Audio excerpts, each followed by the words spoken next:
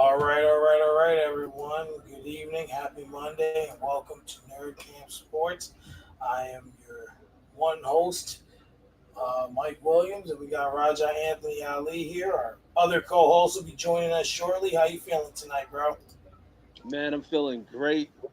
Um, a little bit upset, but it is what it is. I mean, because most people can say, "Oh, well, it's good that your team won."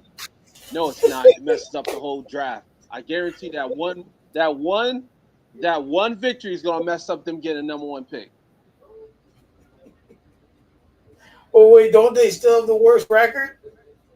Yeah, they still got the worst record as of now, but we know how this story goes.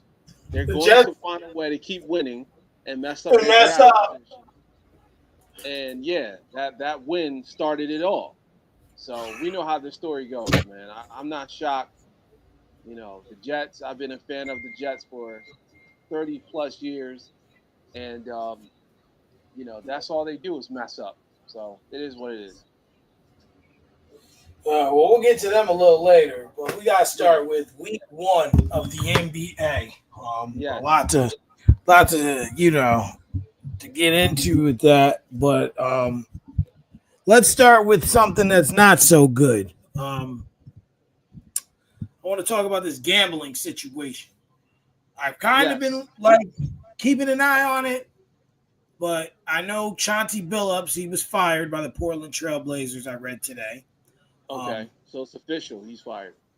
yeah, I read that earlier, and then so what exactly? Because it seems like you kind of have more insight on it than I do. What Yeah. exactly are they saying that happened? Like, what kind of gambling rink are we talking about here?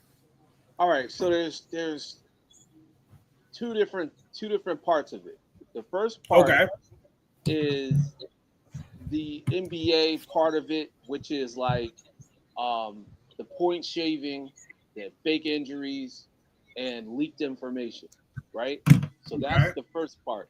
So a part of that, you got Teddy Rozier, you got Damon Jones, former Miami Heat center or power forward, I believe, who's also friends with LeBron, right? And by the way, Right. he was on the bench with J.R. Smith and LeBron when they went to that finals that J.R. Smith ran the opposite direction. And LeBron was like Mm. this. I don't know if you remember that, but it's like, what Yeah. are you doing? Yeah, that was one of those moments. He was on that bench sitting right next to J.R. Smith. But that's a whole nother thing. And that's the first part of it. And then, of course, the mafia is behind that in a certain way.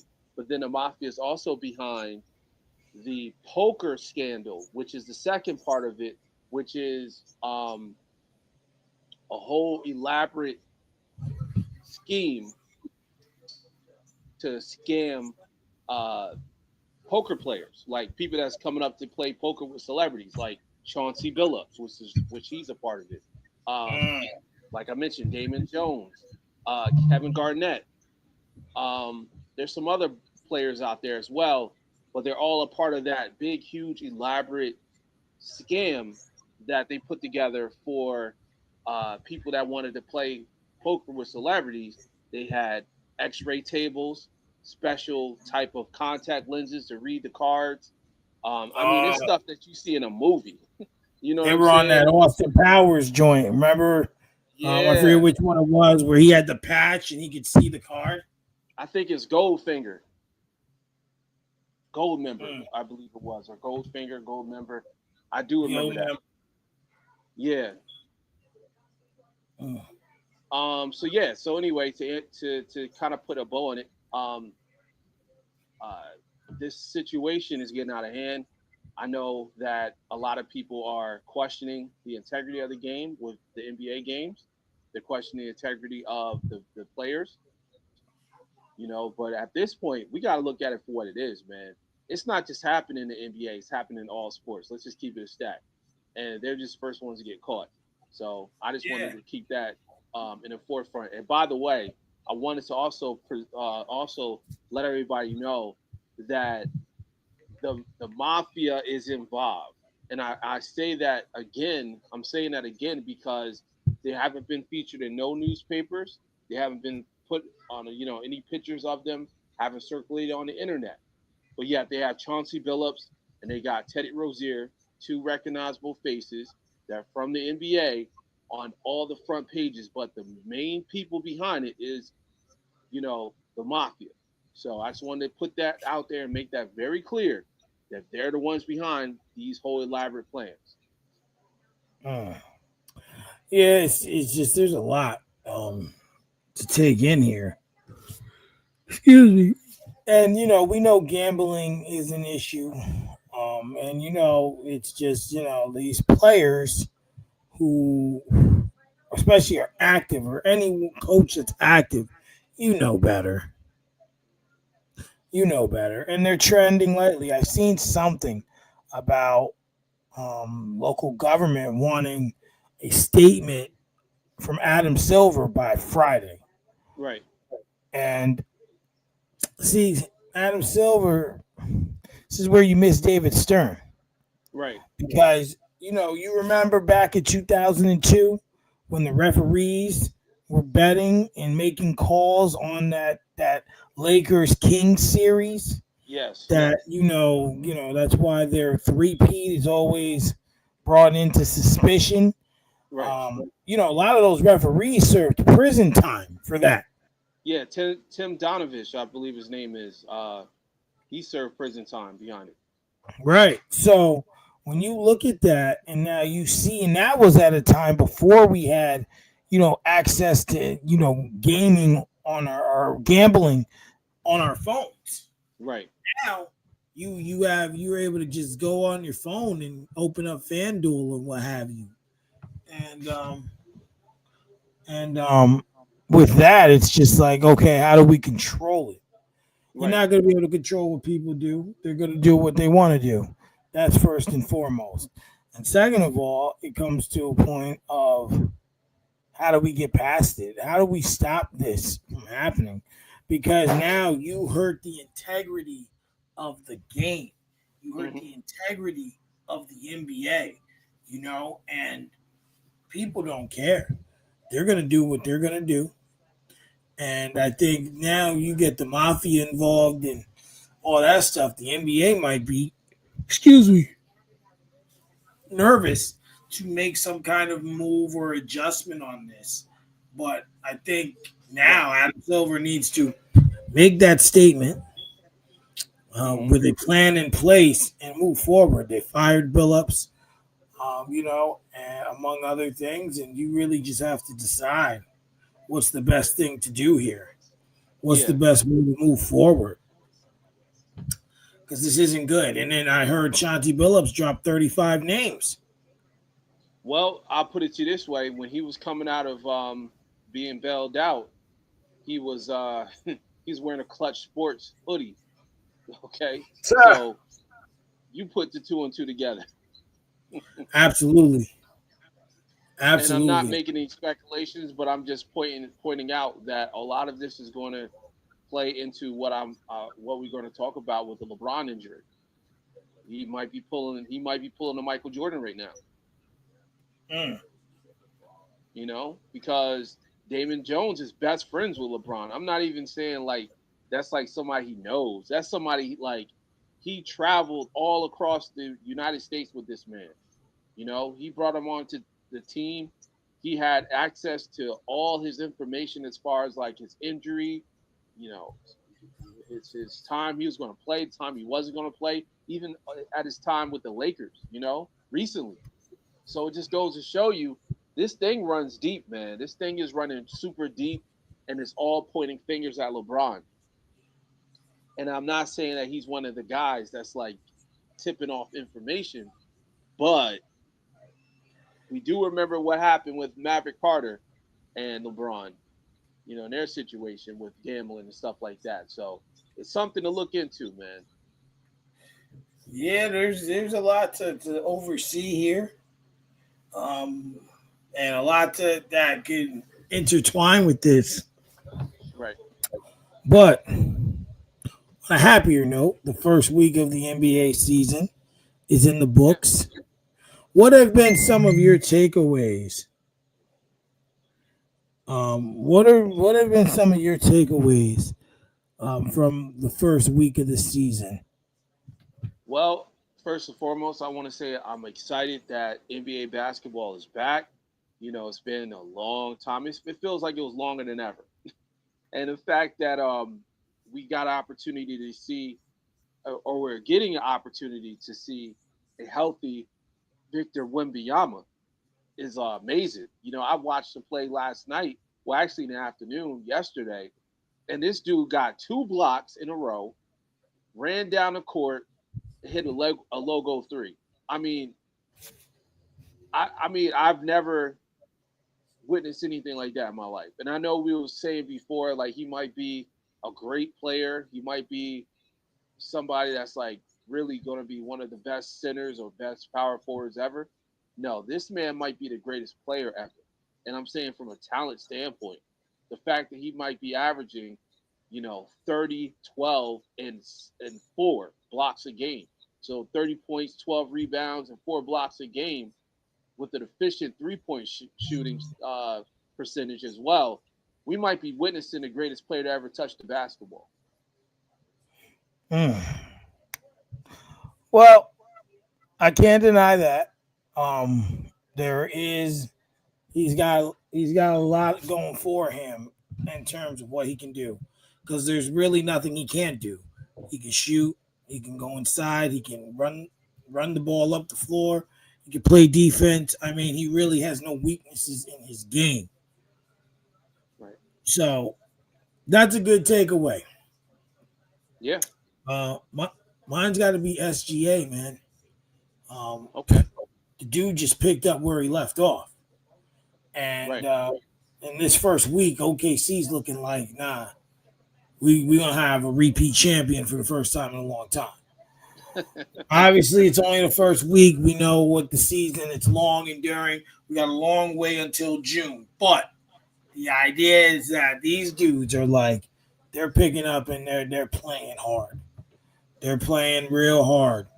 Um, so I'm enjoying watch. I mean, like I don't know. I watched the only game I've been able to watch fully was the game on night one, the Rockets and OKC. Oh my gosh, Yeah. I'm watching this game and I'm like, this is elite play. You Hmm. know, double overtime, Double overtime, man. That's six double quarters of basketball. double overtime. I'm like, oh man, and and it was a good game. So that was one takeaway I had. Another thing I've noticed is, a lot of people have been a little rough on Cooper Flag. Um, Hmm. and I'm saying to people, I'm like, well, guys, we got to adjust here a little bit. It's going to take time. It's going to take time. We have to wait until he's settled in. So, like, to Right. me, like when a rookie comes in, the first 10 games is a wash. And what I say is like, what I mean when I say that is he's adapting, because regardless of how you look at it, the NBA is a lot different from college, right? Right. Obviously, it's the Right. same game, but 4 quarters over 2 halves is a change. Yeah. Um, you know, oh Lord, I just had another change in my head, lost my train of thought. Um, you know, the game's faster, the players are faster, Right. right? You're an 18-year-old kid coming into this game with grown men. Yep. So you have to adjust to that. Then you just look at the pace of the game. Like, in college you're always trying to go go go, right? Yeah. But in NBA there's points where you have to slow it down and you have to really like assess the situation. Then for Right. him it's a little harder because he's not even playing his natural position. Exactly. He's So playing point guard, right. So what his natural position? Small forward or power forward? power forward. So power forward. Hmm. So now you're asking him to do something. You're asking him to do something that he might not have been asked to do, and you can speak on that more than me in college. So you're Right. asking him to run the offense. You're asking Hmm. him to score the ball. You're asking him to pass the ball to others, Yeah, and you're asking him to control the tempo of the game. That's a lot to ask for out of a rookie player. it is. It is. Especially, and it's not like he had 3 or 4 years of college to say to kind of understand all of that. That's a Hmm. lot to put on at once. Now, if he would have had a college, some college time, maybe he could have understood some of these. But to do this at once, it's difficult. But first 10, maybe given his circumstances, even 15 games could be a wash in the event in the terms of him learning how to adjust to the NBA level of basketball. Right. Right. I'll put it to you this way, Mike. 18 Mm-hmm. months ago, 18 months ago, he was playing in high school. Right. I mean, when we compare the two, there's no comparison. And I'm saying that because you got to look at it like this. In high school, he was playing with kids, right? In college, he was playing with kids plus a couple of people sprinkled in that could be potential NBA prospects. I mean, not all of them made it to the NBA. Some of them are working a regular job. Some of them are working insurance. Some of them are doing DoorDash right now that played against Cooper Flag. So that's the type of people he was going up against. Now in NBA, this is their bread and butter. This is their job. You're going up against the best of the best of the best. I mean, you got AD as your teammate. You know what I'm saying? Like you're going up against the LeBrons of the world. You're the Giannis's of the world. You're Victor Wembanyama's of the world. These are the guys that you're gonna have to face up against every single night. Sometimes 2 to 3 nights a week. You know, like last night they played, and tonight they're playing again. So that's something that most college basketball, uh, enthusiasts don't really understand, especially when they talk about the game. You have very rare back-to-back games that happen in college basketball, but in the NBA, you might be doing a back-to-back, then get a day in between, and you go again and you do another back-to-back. So you might be doing like 4 games in a week, 5 games in a week sometimes, depending on the schedule.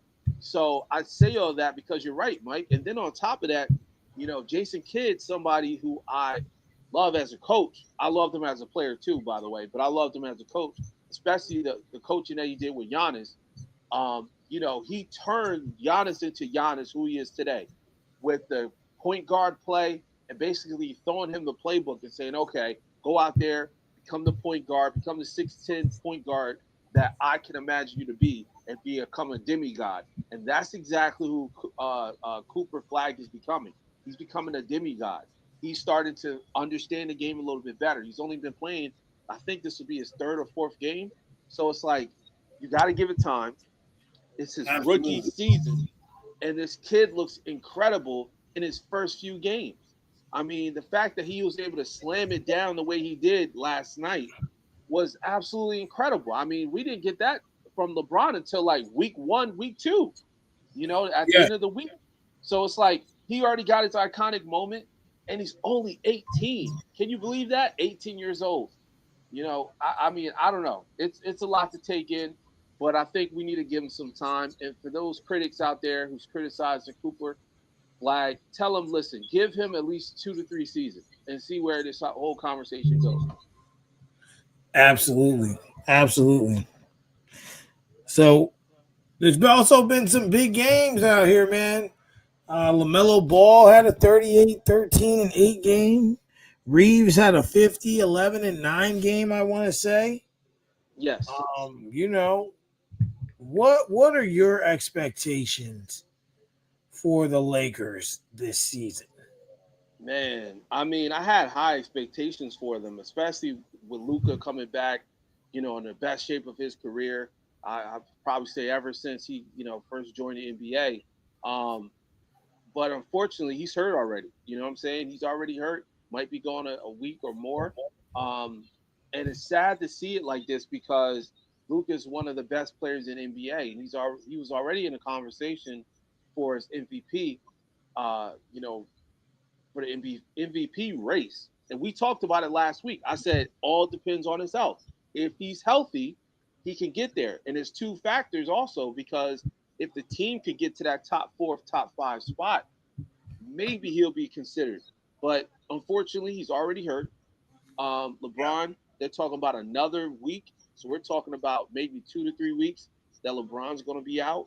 Austin Reeves, even though he had a 50-point night, let's be real, those referees had Lakers jerseys under their uniform. Well, not to mention, you're not going to get that from Reeves every night. No, but they was blowing that whistle more than more than Mardi Gras. They was just out there just blowing whistles back to back to back to back. I mean, they was giving him the Shea Gilgis Alexander treatment out there. So he had 22 he had 22 free throws in that 25 26 point scoring rampage that he went on top of that. So that's what got him his 50. So you're not going to see that every week from Mr. Austin Reeves. That's No. working for a contract. So that's my take, man. I think the Lakers, if they could just sneak in a playoff spot, that'd be great. I hate to see Luka go through this, but they need to figure it out. They need to figure it out as fast as possible for him to get in that conversation. So we'll see what happens. Well, and then you have some history moments this week. Luca was the first player or the first player. I forget how it was. He scored like the most points in 2 games as a Laker or something like that. Yes, yes. There Mm-hmm. was that, and then Wimby. There was something about his blocks. He had 7 blocks in a game. Right. Curry has joined um, elite um, company with Jordan. I think it is the oldest player, one of the oldest players to score over 40 to over 37 or something like that. I don't Right. know. So we've had some stuff happen this week. It's been a very good week in terms of that. Um, I've enjoyed basketball being back, and I'm hoping that this will be the start of something good for them, like Yes. basketball has been great, but they definitely need some more. And there's this high level of just people really playing and acclimating is real good. And as the season progresses, we'll cover more, you Mm-hmm. know. But we're gonna transition over here to the NFL. We're gonna Okay. transition Okay. and let's just rip the band-aid off, man. I'm gonna let you have the floor. Brandon should be Oh coming man. in. Brandon should be coming in any minute. So I just sent him the link. He wanted to Yeah. wait until we were done talking basketball. All right. That's fine. I mean, listen, man. So obviously we know yesterday, yesterday, this whole weekend was blowout central. Yes. But there was one game, one that was not a blowout, and it was the New York Jets coming back down from 14 in the fourth quarter to ultimately defeat the Cincinnati Bengals in Joe 2011 Flacco. Yeah. What were your thoughts on this game and why are you upset? Well, let me just say this, and shout out to the New York Jets. I mean, I'm a Jets fan. Been a Jets fan. I always will be a Jets fan. But there's certain things I just question. Like, is it really happening, or is it like the powers that be behind the scenes that's making this stuff happen? Because there's no reason why Joe Flacco should have lost this game. Damn it, I'm being honest with you. Now, hear me out, okay? Because even though the NBA is going through their scandal, I need the NFL to be investigated as well. I need the FBI to step in because if I told you that Joe Flacco threw for 223 yards and had 2 touchdowns, no interception, right? 21 for 34, by the way. And you've seen incredible numbers by like Jamar Chase with 12 receptions, 91 yards, and all that great stuff that comes from the Cincinnati Bengals. You're probably thinking, well, of course they won the game. They're playing against the Jets. But no, the Jets went out there. Justin Fields went 21 for 32, 224 yards and one touchdown. One, right? Yeah. Now you're probably saying, well, how did they win with just one touchdown from Justin Fields? Well, one of my running backs threw a touchdown pass. How about that? This isn't what we planned. That was not on my bingo card for 2025. I mean, how in the hell do you come up with a play that the freaking running back throws the ball into the end zone and then throws it to the tight end? Oh my goodness, you can't make this stuff up. And then the score ended up 39-38 Jets. Look, it's a win. Great job, guys. You know what I'm saying? It's good for the morale. But let's be honest. I'm telling you, mark my words. I'm telling you, when it comes down to the draft, this is going to mess up our draft stock. And you're probably saying, well, just one win. No, no, no, no, no. They're going to keep trying to win. And there's going to be that one win that throws them off from the first pick to the second or the first pick to the third. I'm telling you, it's going to be that one game. You're going to look back at this one game that we could have just said, mail it in, go, 0-8, because there's no hope anyway. You're not making the playoffs. Okay? You're like, it's over. It's over. It's been over. It's been over since it was 0-3. But once again, Mike, and I know I'm going on a rant, but I need you guys to really, really, really, really hear me out.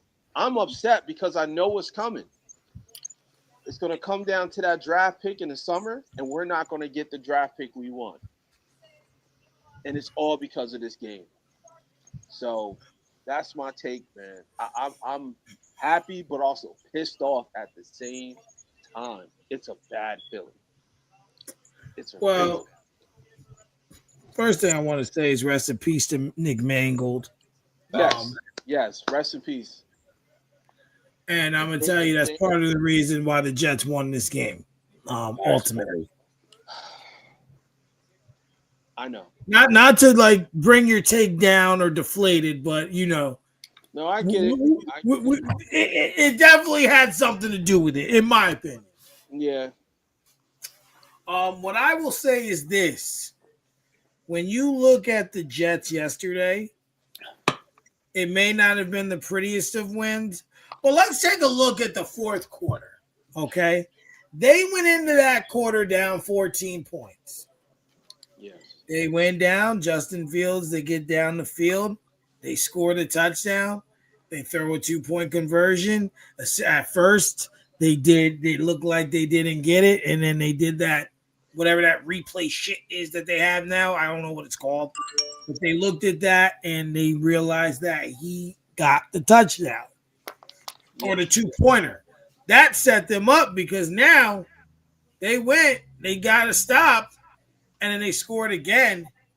And, they looked like a good NFL team yesterday.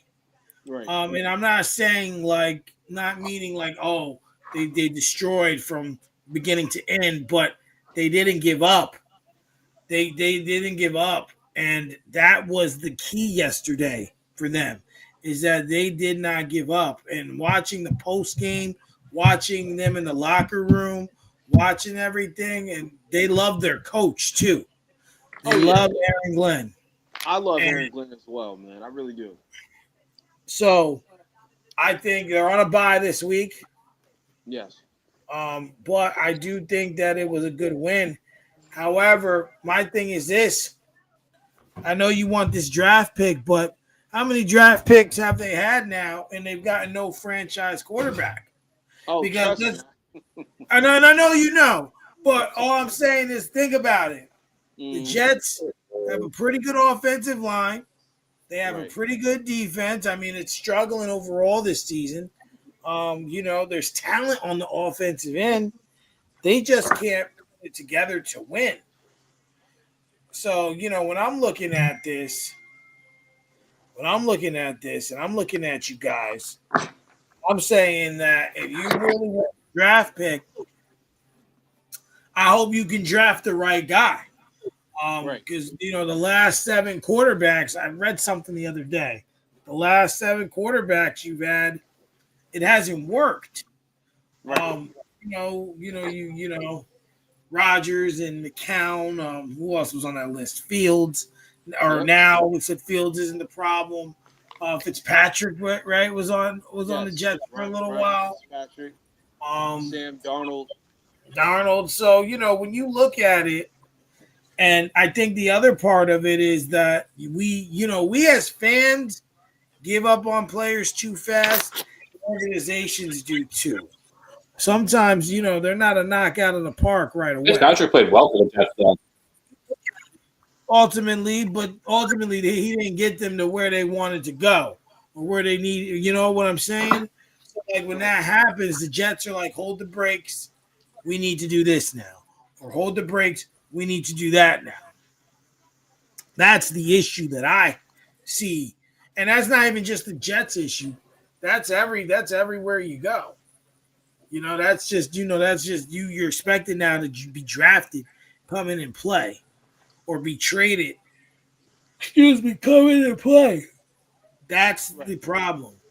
As for yesterday's game, the Jets won. I was happy it was against another AFC North foe. Uh, Mm-hmm. you know, because the Steelers couldn't get the job done with them or get the job done last night.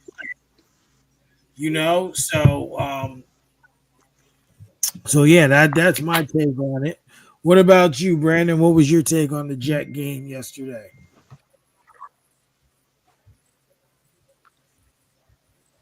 Oh, Brandon, you there?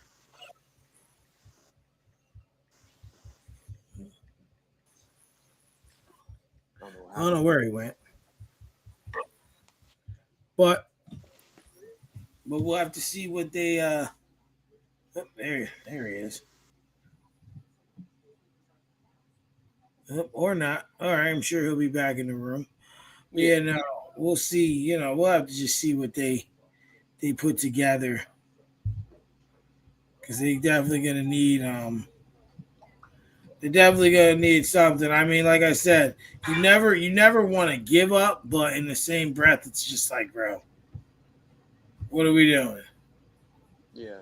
I mean, we know how this goes, and you're right. When it comes down to drafting the right player for the Jets, either the right quarterback or the right defensive player or the right running back. Can you hear me? Yeah, we Yep, can we hear can you. hear you. All right, there we go. You continue, Raj. Sorry. No, I'm just going to say real quick: the Jets find a way to mess it up. So, but all we ask is for the chance to mess it up. Ah! So, I mean, I wanted to point out. I've got my camera off right now because I'm eating some dinner. That's all good. Yeah. I just want So you just brought up the point that you feel that the Jets, they could have messed it up. I feel like this is a good win for you guys in a morale sense. Like, you found, not only did you win, you found a way to win. Like, Right. you came back from 2 scores late. Like, that was a very impressive win, one way or another. No matter who that is, like, that's tough to do. So, like, I do feel like this could be, this could give Justin Fields more confidence. This could give the defense more juice. It could give the offense, like, just Brees Hall was an absolute monster yesterday. Like, get that man the ball more. So, you want the draft picks. I get it, but from what I'm hearing, these quarterbacks from this draft class are underwhelming in college right now. Like the ones that are supposed to be getting drafted, like Arch Manning. I've heard nothing but like he's doing mid at best lately. I'm not a college pro. That's just what I'm seeing on Yeah. Twitter. Well, there's one guy I really like from Indiana. His name is Fernando Mendoza. Mm-hmm. he's like the prototypical quarterback. He reminds me a lot of like Andrew Luck kind of quarterback. Okay. 6'5". He's got a cannon. You know, Important. I think he can be. I mean, if you get a chance, you know, guys, if you get a chance to look at some highlights, let me know if you see the same like type of resemblance of you know Andrew Luck, because that's who I see when I watched him play this Saturday. But I get what you're saying. Trust me, I agree. I do agree. It's a good morale win. But if we're stuck with Justin Fields, I don't know, man. I'm like, I kind of raise my eyebrow a little bit because he's like one of those quarterbacks where it can go either way. I agree. I mean, he has shown that he has not been consistent enough, and he is not, you know, brought enough to the table for you guys this year, and apparently in other years that they were willing to move on as quickly from him. But like, Yeah. you know, that this past Sunday may have been like his, you know, signature win thus far, and at least deserves his flowers for that. Yeah. Oh yeah. No doubt. No doubt. And you know what? A lot of people was making fun of his speech. I was one of them. But after I thought about it, I'm like, yeah, that is true. Because sometimes, and if you ever played it, you know, any type of sport, even if it was little league baseball, you have those games and those moments where you're trying to break through, and then when you finally do break through, you're like, okay, you know, I feel like I can win. I feel like I can win games. And Yeah, that that's was important for a the young last. team. Yeah. It's important for players too. Um, any player when you make moves to become better and you're actually worse, you know, because a lot of the pieces are still the same. You know, Garrett Wilson, you know, Yeah. Brees Hall, you know, you got Sauce Gardner defensively, you know, you got a lot of those same pieces. So when you make the moves and you're thinking, all right, we got Fields, he could be the guy because you looked at what he did in Pittsburgh in those 4 or 5 games, and he played pretty well, you know, through those games. So you're hoping that he comes in and he does the same thing for you. But Right. he has not been able to do that. So when you look at everything in totality, Brandon, you're right. This was a good win for the Jets yesterday. Um, this was a really good win for them. You know, but depending on how you want to look at it, you know, it could really hurt their stock in terms of that draft. But you know, at least they help the Steelers because you know the Steelers can't get out their own way.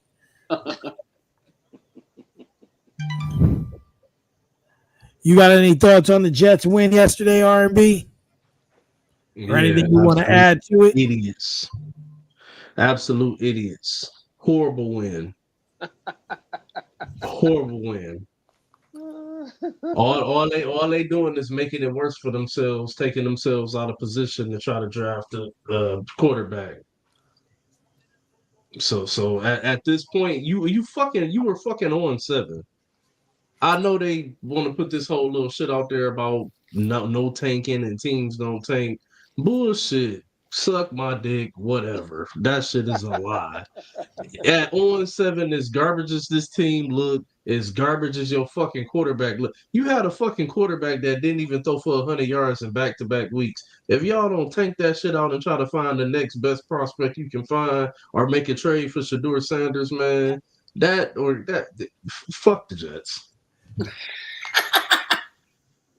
All right. That shit is horrible, bro. I don't want to hear nothing else about Aaron Rodgers' tenure with the Jets. I don't want to hear shit else about it. That franchise is tainted. Nah, we still using that him running out with the flag as a meme though. I don't give a damn. I don't give a damn. That's a better highlight than they did had since the butt fumble years. Oh gosh, the butt fumble. How could we forget the butt fumble? I did not forget the butt fumble with him going to prison. Yeah, right. Hopefully he don't drop Or the jail. fumble. Hell did Mark Sanchez do to go to prison? Mark Sanchez? Yeah, not prison, like jail. He's like with that whole shit like a couple weeks ago. Oh, okay. Yeah. Yeah, not prison, Absolutely. jail. My bad. So we're gonna go. Yeah, we're gonna transition into to last night's night game. You know, a couple weeks ago, everyone on here was talking about the Steelers and how well they were playing.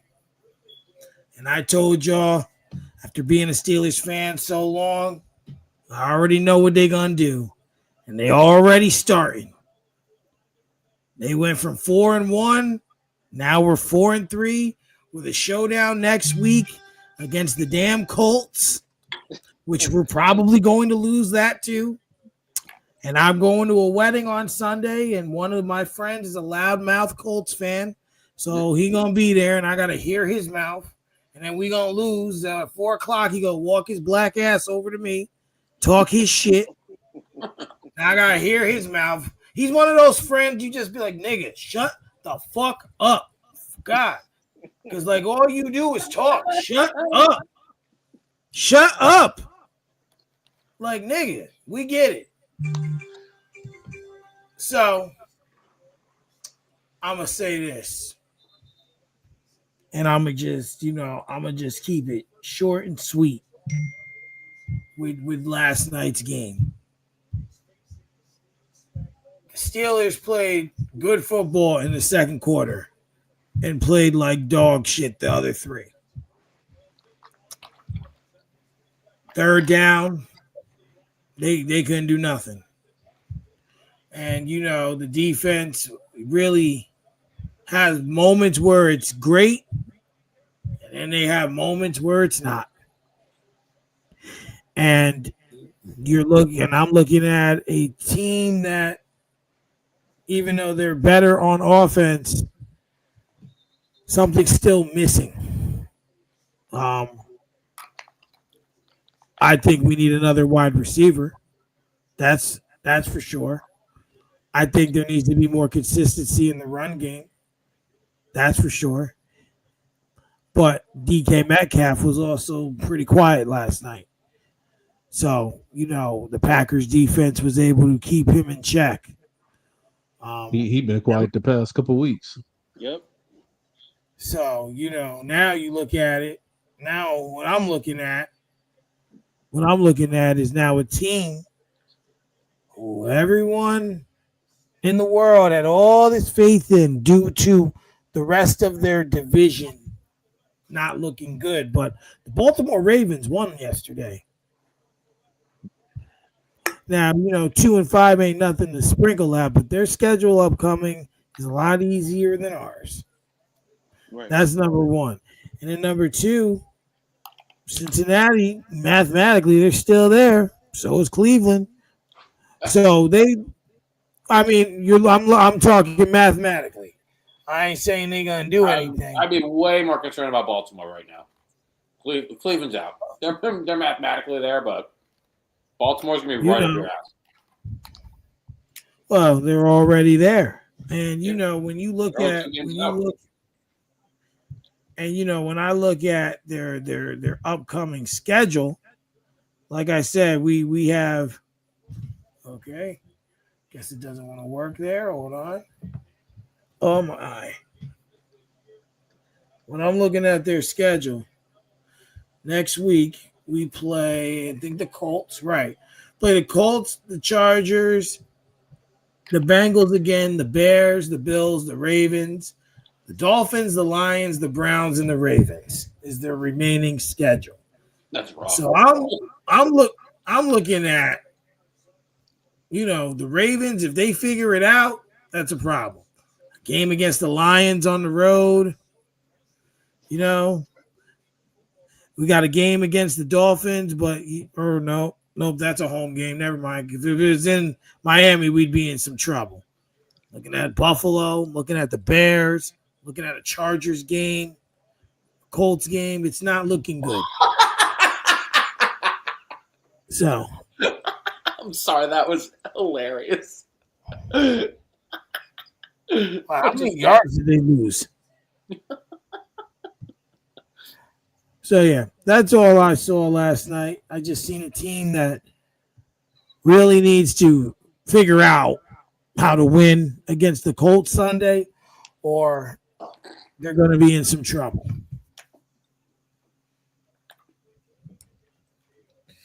What were your thoughts on the game, R&B?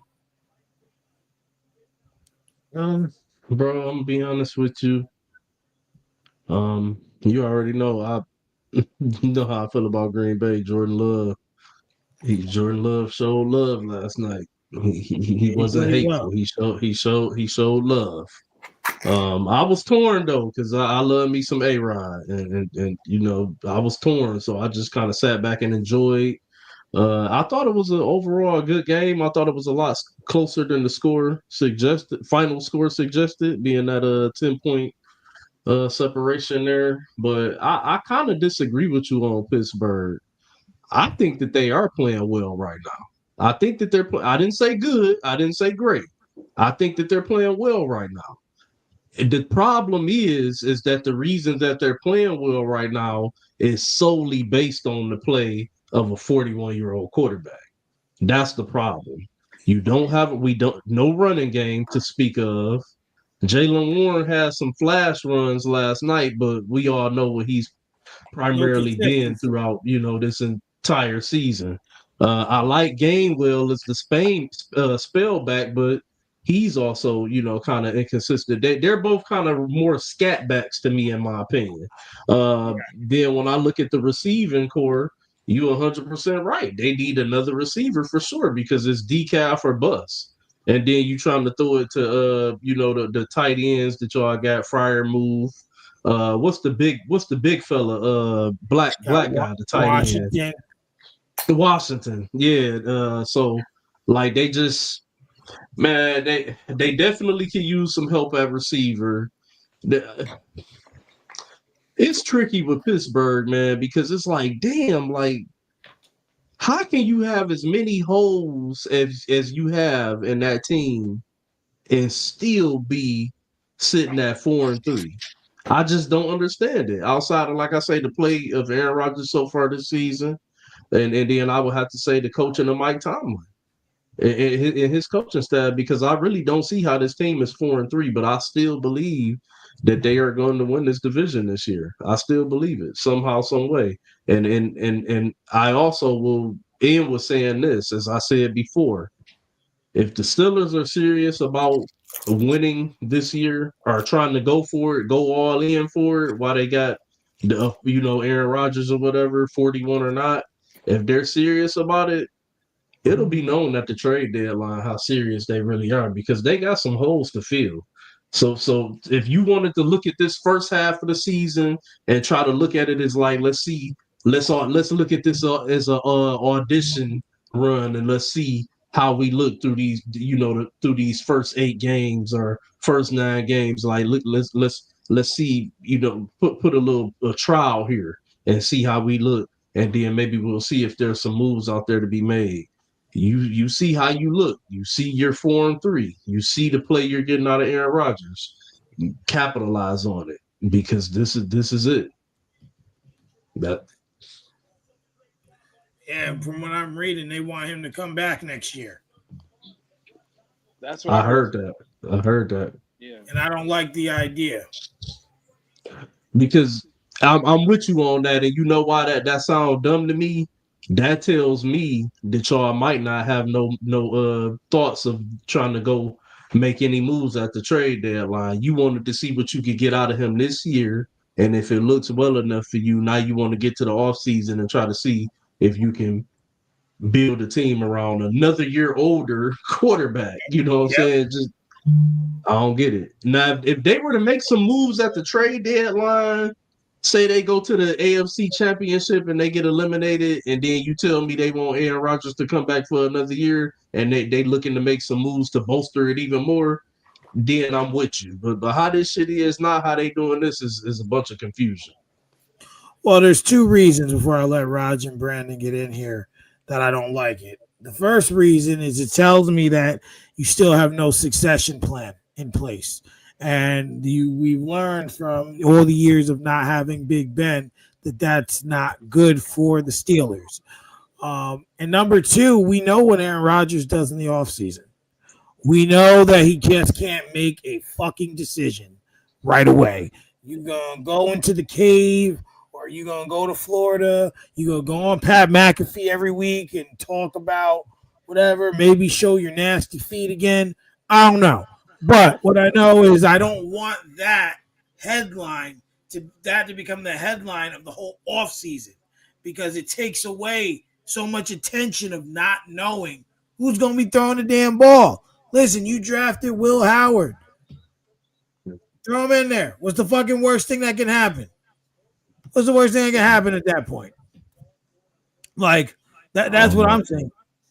I mean, you could have drafted Shador. You decided not to. Could have drafted, what's his name? Could have drafted Jackson Dart. He was up there. You had a shot at him before the Giants got him. I think the Steelers had 2 picks before the Giants got him. So, you know, that's just my thing. As a fan, it's just frustrating at this point because it's just like you're not what the organization hasn't learned. They haven't learned.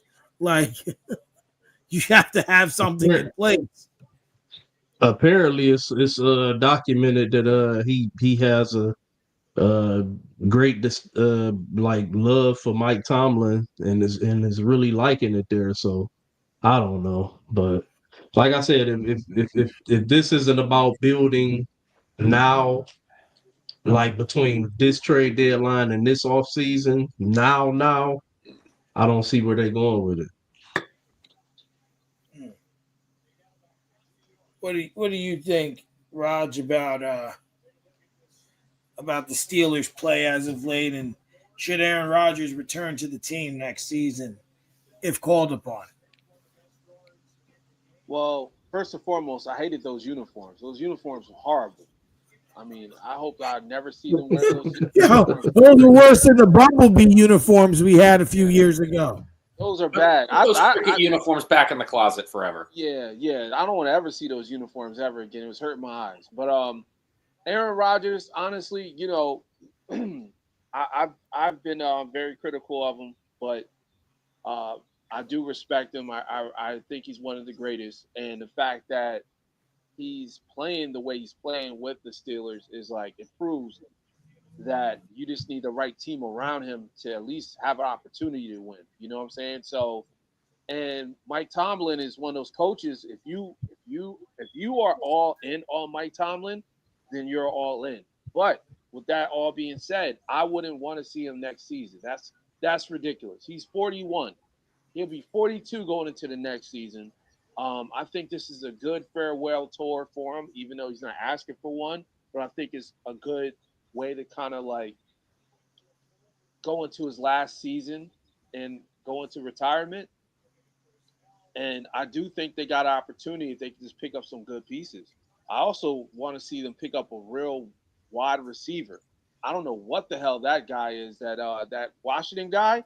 He looks like he's playing like offensive tackle. I don't know. He's like a refrigerator. He's a tight end. Yeah, he's a tight end. Oh, Darnell Washington. But they like to split him out. Oh, okay. Because I'm like, who are they throwing to? Like he's got a couple touchdown passes. But anyway, I say all that to say they just need a couple of offensive pieces and tighten up their defense, and they should be good. I think they can actually make a real serious run in the playoffs. I'm not saying that they can make it to the AFC Finals. I mean, but championship, excuse me. But I think they can definitely do something. I think they can make it out of the first round, get to that second round, and do something and compete. And who knows? It depends on who they match up against. They might make it into the AFC Championship, but we know how that all ends. It's a Patrick Mahomes Invitational, so it's right. The Chiefs are Bucks. So Brandon, what are you say? Real quick. I got a question for all three. And then I was gonna pass it right over to Brandon, and I want you to answer within your response, Brandon. Y'all don't think if y'all wouldn't want to see Aaron Rodgers back next year if they went out and got the requisite parts that they need to really contend? I mean, Being they're on he already finishes the contending. season looking. Mm. I'm a firm believer if you retire before anything happens, like you know what I'm saying, like injuries or you look washed. I think if you retire before that, I think that you kind of retire in a good way versus it being like we witness him go out there next season and stink up the joint. So I'd rather him just retire. That's just my personal opinion. From his end of it, yes, I agree. From the Steelers' end of it, I'd be okay with them taking him back on the strict grounds that they draft a quarterback. Because I'm sure he'll be more understanding and okay with it this time around than when they just did that shit in Green Bay with Jordan Love, which ended up being the right move. Yeah. He proves it. He proves it every game too, by the way. So I would say that. See, the problem is this: the Steelers got Aaron Rodgers not to win the Super Bowl. They got Aaron Rodgers because they believe that they can get out of the first round with him. Now, if he doesn't accomplish that feat, whether they get those pieces or not, the answer is no. I do not want to see him back because you've proven that you couldn't do what they needed you to do, or you weren't able to.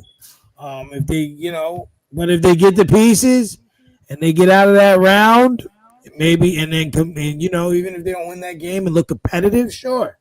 But if you can't get out of that round, which is, we haven't won a playoff game in, I don't know, like 10 years or something crazy, so Since 2016.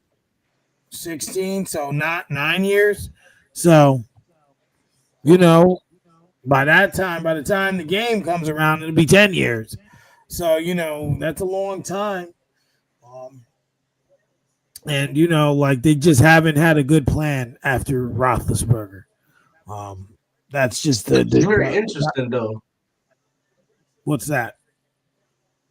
You feel like to me, I feel like a team that feels like they can get to the second round normally feel like they can go to the Super Bowl.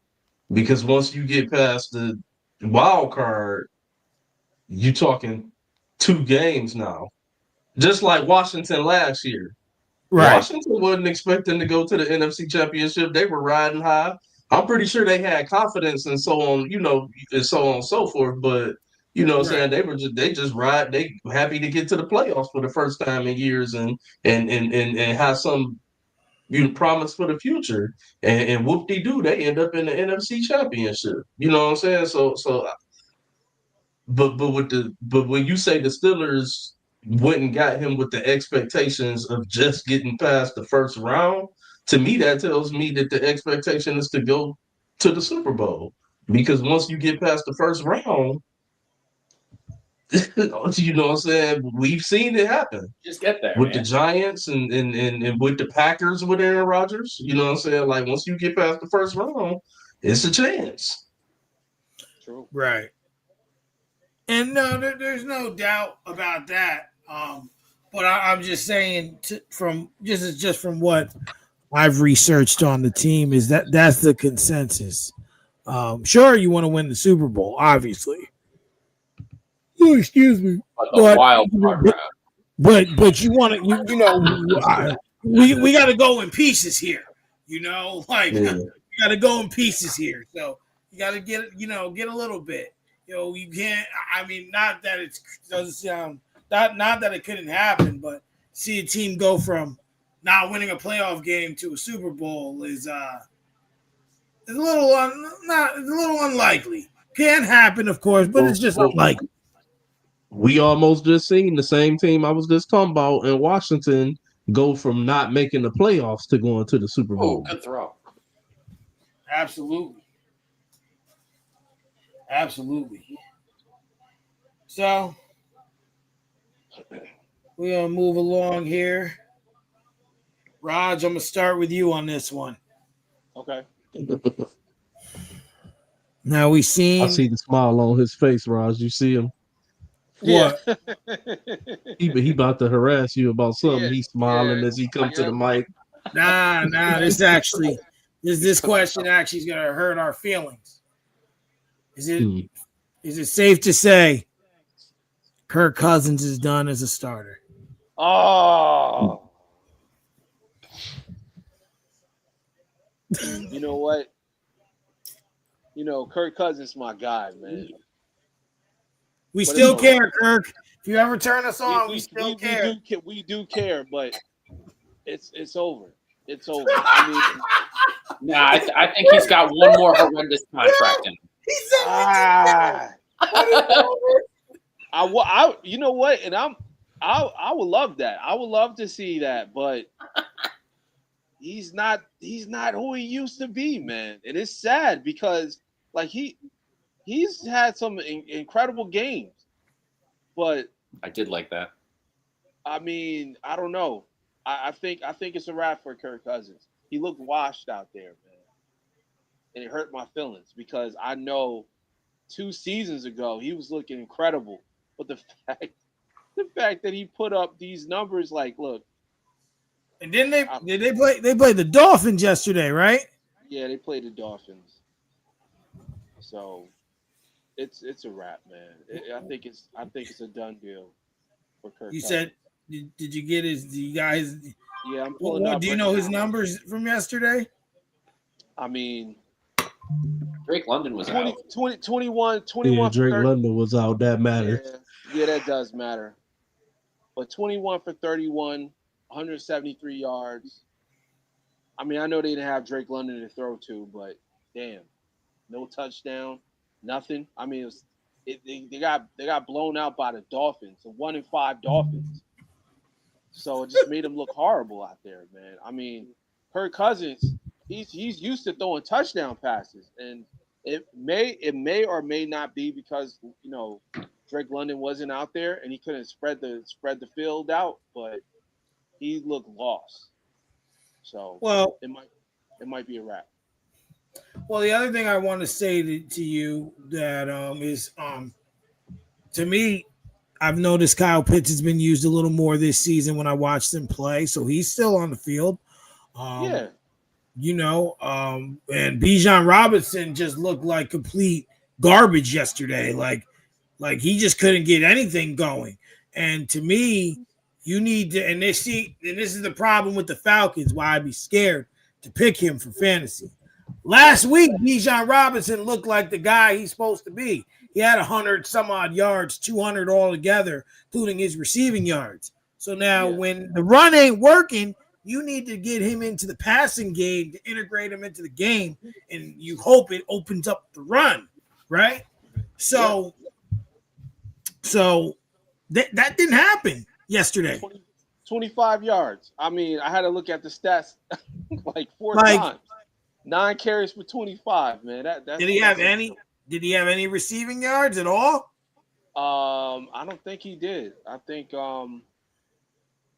yeah, actually he did. He had three receptions, 23 yards. So you're telling Still, me it wasn't nothing to like smile about. It was horrible. so he had like 12 attempts and he didn't even get 50 yards altogether. So Yeah. That's the thing. So like I'm not saying you're wrong because personally, do I believe he's still serviceable? He could be, but ultimately, I agree with you. I think as much as it pains me to say, I think now Kirk Cousins is 36. I think it is over. We have seen second life come from guys, Joe Flacco is one that comes to mind, like right off the top, because we're kind of in it now. But I agree with you.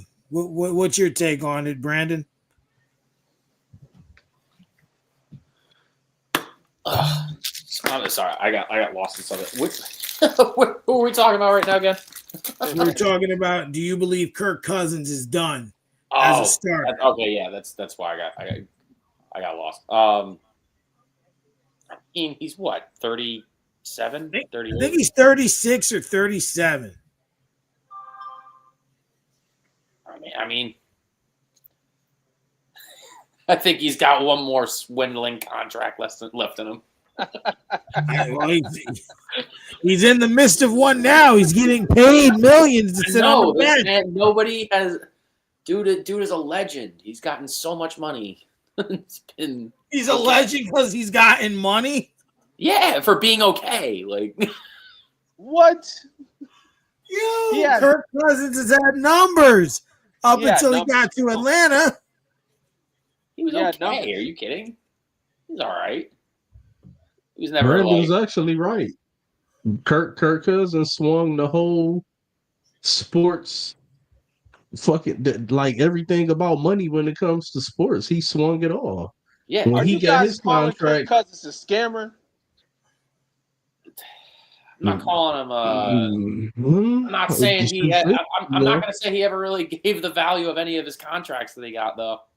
Minnesota years? The Minnesota years? He wasn't the one that led the Minnesota Miracle. What did they do in the Minnesota years? I gotta pull up Kirk Cousins' numbers. I know y'all not gonna sit I'm here. looking at Kirk Cousins. I'm looking at his numbers.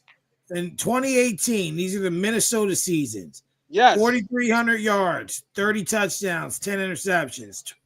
2019, 3603, 26-6. 2020, 4265, 35-13. 2021, 4221, 33-7. 2022, 45-47, 29-14. 2023, I don't know if he got injured. Did he get injured that year? Yeah, he got injured that year. I think he got injured that year. 23-31, 18-5 before the injury. And then the Washington years, 41-66, 29-11. 49-17, 25-12. 4,093, 27-13. So I don't know if I can say he scammed his whole career. He's put up the numbers. I'm not saying he's scammed, but that's the thing. Like, some of those numbers are definitely empty. Like, they would get blown out, and he definitely would put up some garbage time numbers. This is my question: How many playoff appearances did Kirk Cousins appear in Washington? And or Minnesota, and how many wins did he get in the playoffs? How many MVPs did he get in between those stats in Washington to Minnesota? I don't like how y'all framing this. I don't like how y'all framing. What you mean? With facts and truth? No. We do the same thing. No, when hold it on. comes to Hold Lamar on. and everybody else. The narrative has changed. Hold on a second. You're not talking MVPs. Y'all talking all these playoff appearances. Okay. I mean, look, Kirk Cousins, like I said, look at the Minnesota years, right? And this was recent. This wasn't like 20 years ago. This was literally 4 years ago, right? This man was throwing for what? 4,500 yards. I mean, before he got injured in 2022, he was 29-14, QBR rating of 92.5. I mean, listen, he's not I didn't say he was a great quarterback, but he's definitely a serviceable and good quarterback. Yeah, I said he was okay. Yeah, I don't disagree with that. Yeah, I didn't say he was a scammer. I'm just saying I didn't necessarily think he gave the value of what his contracts were. Like, yes, he did. You know, his stats were good in Minnesota, but like they didn't go anywhere. They made the wild card round twice and lost both times.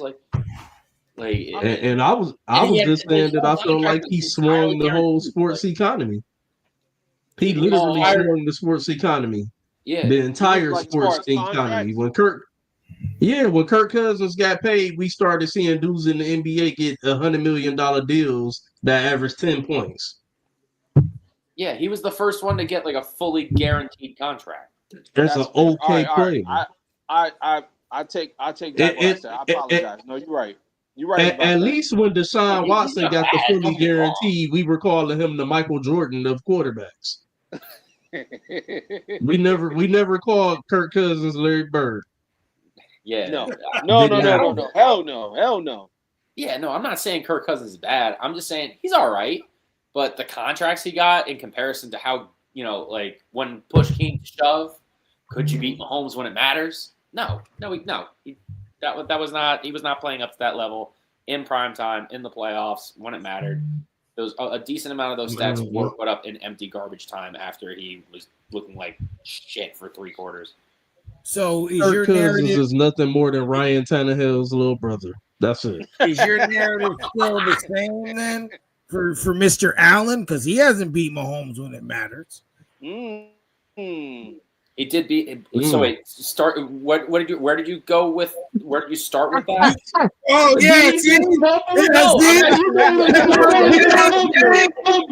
I'm asking what you said. Right. What? You say. I gotta like my blood. I got. This is getting good. Hold on. Oh. That's what I was. Yeah. DJ, come. DJ Cam. Hold on, let me see. The echo.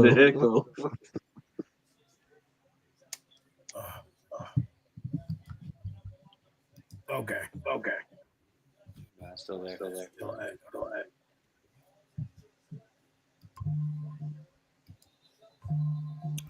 Okay. Did it go away? Yeah. Not for me. No. Like I can hear me through you.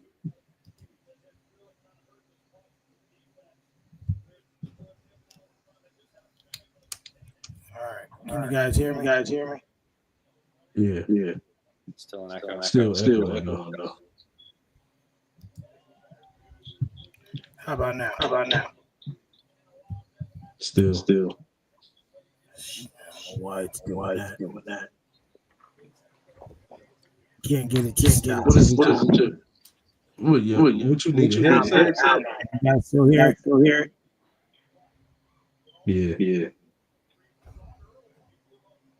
Oh, can you guys hear me? Yeah. Mm-hmm.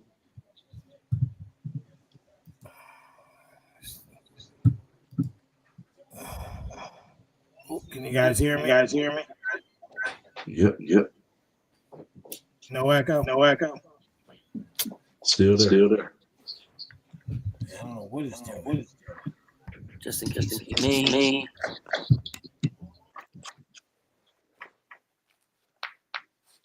Testing. No, I It's still there. Yeah, it's still there. Yeah, it can't You're be still me. echo? Yeah. Yeah, I still hear.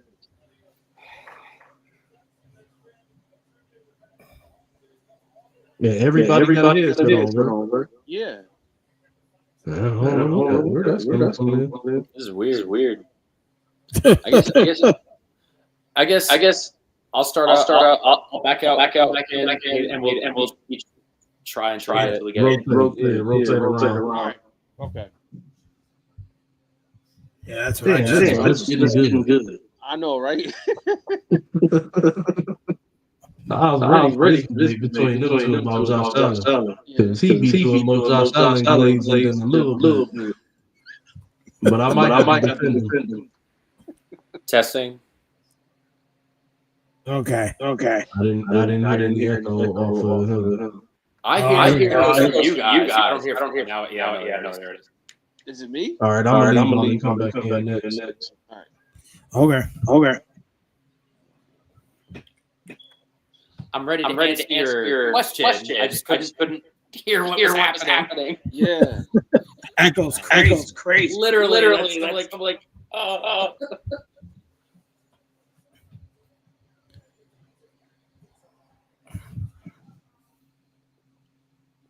He's out and it's still happening, so I don't think it's him. It's probably me.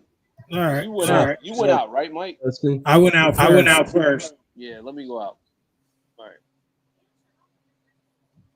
Testing. Testing. It's right. Yep.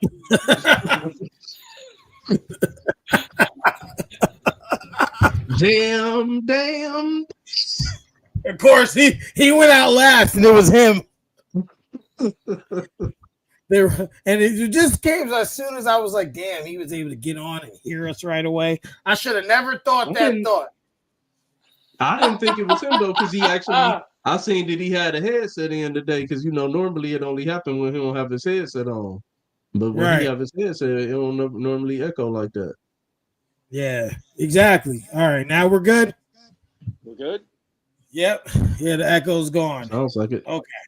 I don't know what happened. The feds are Yeah, gone. that was wild.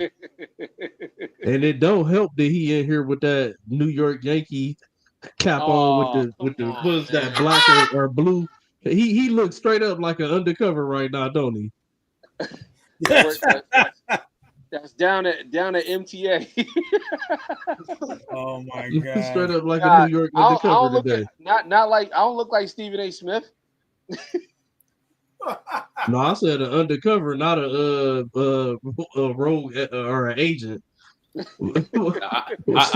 Stephen A. is an informant, one of the ones that they put out here and let him do whatever as long as he under their thumb. And that's it. Stay in your lane, Raj. I'm the only. Oh man! So the question was, get back to this debate. Yeah. I'm ready. I didn't know what was being said. You said that did Kirk Cousins beat Mahomes when it matters? The answer is no. Do you hold Josh Allen to that same standard? Was the question, because he has not beat Mahomes when it matters. Hold on, Mike. He didn't say that. He said, "Could he?" Two different words. He said, "Could he?" Because they never played each other. I was gonna say, yeah, they weren't even in the same conference. He never had the chance to do that. I was speaking in metaphor, analogy that did he prove that when the game mattered, like we hold that accountability, we hold that standard to Josh Allen that like you do all this great shit in the regular season, but can you win when it matters? Are we doing that same thing with Kirk Cousins where, oh, look at all these stats and some of which are empty. Did you do shit in the playoffs when it matters? That's what I was trying to say. Like we hold Josh to that standard, which we should. You got to do the same to Kirk and all the other quarterbacks. Literally all of them. Shouldn't we hold all players to that standard? And this is just a bad standard because there's so much that goes on the quarterback, even things that are out of his control. That's just a big thing. Even things that are out of his control. Yeah, like 13 seconds.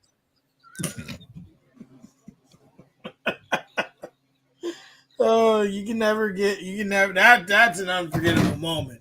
I mean, what did you want Josh to do? How much better could he have played in that game? Like, that's always been the issue. Is like that one game, like he was a god and lost. Like, the fuck. Oh man, I was gonna lose. He was a mere angel.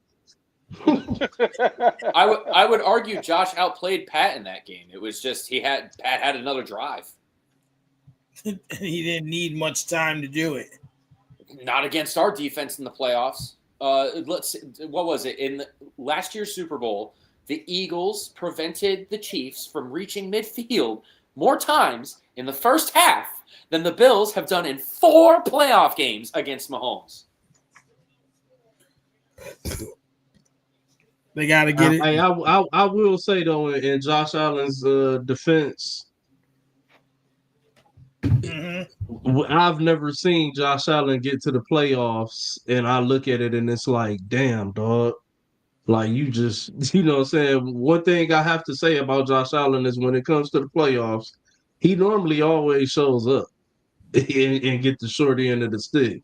There's plenty of times I can point to in the past with Kirk Cousins where it's like, yeah, that you fucked up. You Tannehilled it today. You Tannehilled it. Tannehilled it. That's That's great. So Just while we're on the topic of Josh Allen, we don't really need to talk about yesterday's game. Nothing really changed about the Bills. We're exactly who we think we are. We got to beat Mahomes when it matters. The Panthers, we beat their backups practically. 40 to We're not gonna sit up split. here. You try to ain't go split. over that. Nah, because him and Mike was arguing about something yesterday, and I think he trying to run from that shit. It is time out for trying to say Josh Allen ain't got nobody to throw the ball to. No, them boys Coleman and Shakir, yeah, Coleman did nothing. They legit. Coleman did his Don't nobody. matter. They because Shakir did it for him. But we ain't gonna try to sit up here and act like both of them cats ain't been balling this season. And Coleman has not been balling. I will vehemently disagree with that. But Shakir, yes. Since week one, what has Coleman done? Since the Ravens game, what has Keon Coleman done? Yesterday's game was predicated on James Cook getting me 64 fantasy points. Yeah, James 200 plus yards and his 2 touchdowns. And then on top of that, in my one league, I had, put it to you this way, I won in one league without a wide receiver, my quarterback, and my defense playing because I had Saquon Barkley too, and he had 55 fantasy points. Nice. Yeah, that was legendary. That's what won them the game yesterday because I tell you, James Cook was running amok on them boys. I would totally agree that right now. Which is another weapon at Josh Allen's disposal. Which we're not using. We take him off the field on third down and put Ty Johnson in because Ty Johnson is a better pass blocker. But the fact that we are not utilizing James Cook as good as we should be. And while, yes, Khalil Shakir is a good receiver, he's an Edelman type. It's better. You literally heard him when he got his touchdown yesterday. He was like, oh, this is when the Bills beat you, when we're in space. We don't create enough space. That play would happen more often if we had an actual wide receiver, an actual Z-type. We replaced Gabe Davis with Keon Coleman. We did not replace Stephon Diggs. We replaced Cole Beasley with Khalil Shakir. See, we don't have a John Brown type right now either. But I'm still looking at a team that's 5-2. Yeah, because we have James Cook, and James Cook right now is the MVP of our team. He is cooking like a motherfucker. We need him down on the field all game, and we keep taking him off on third downs, and it's ridiculous. Like he should have so much more receiving yards. Yeah, James Cook is cooking. Mm-hmm. That's what I'm saying. Like, there's nothing huge that we learned yesterday from the Bills. I don't think, as a Mafia member. No comment on betting. I don't know. So there's 3 teams I've been really paying attention to this season in the AFC. But the first one, because this specific team has really been getting a lot of criticism from this panel to a degree. But is it time for us to stop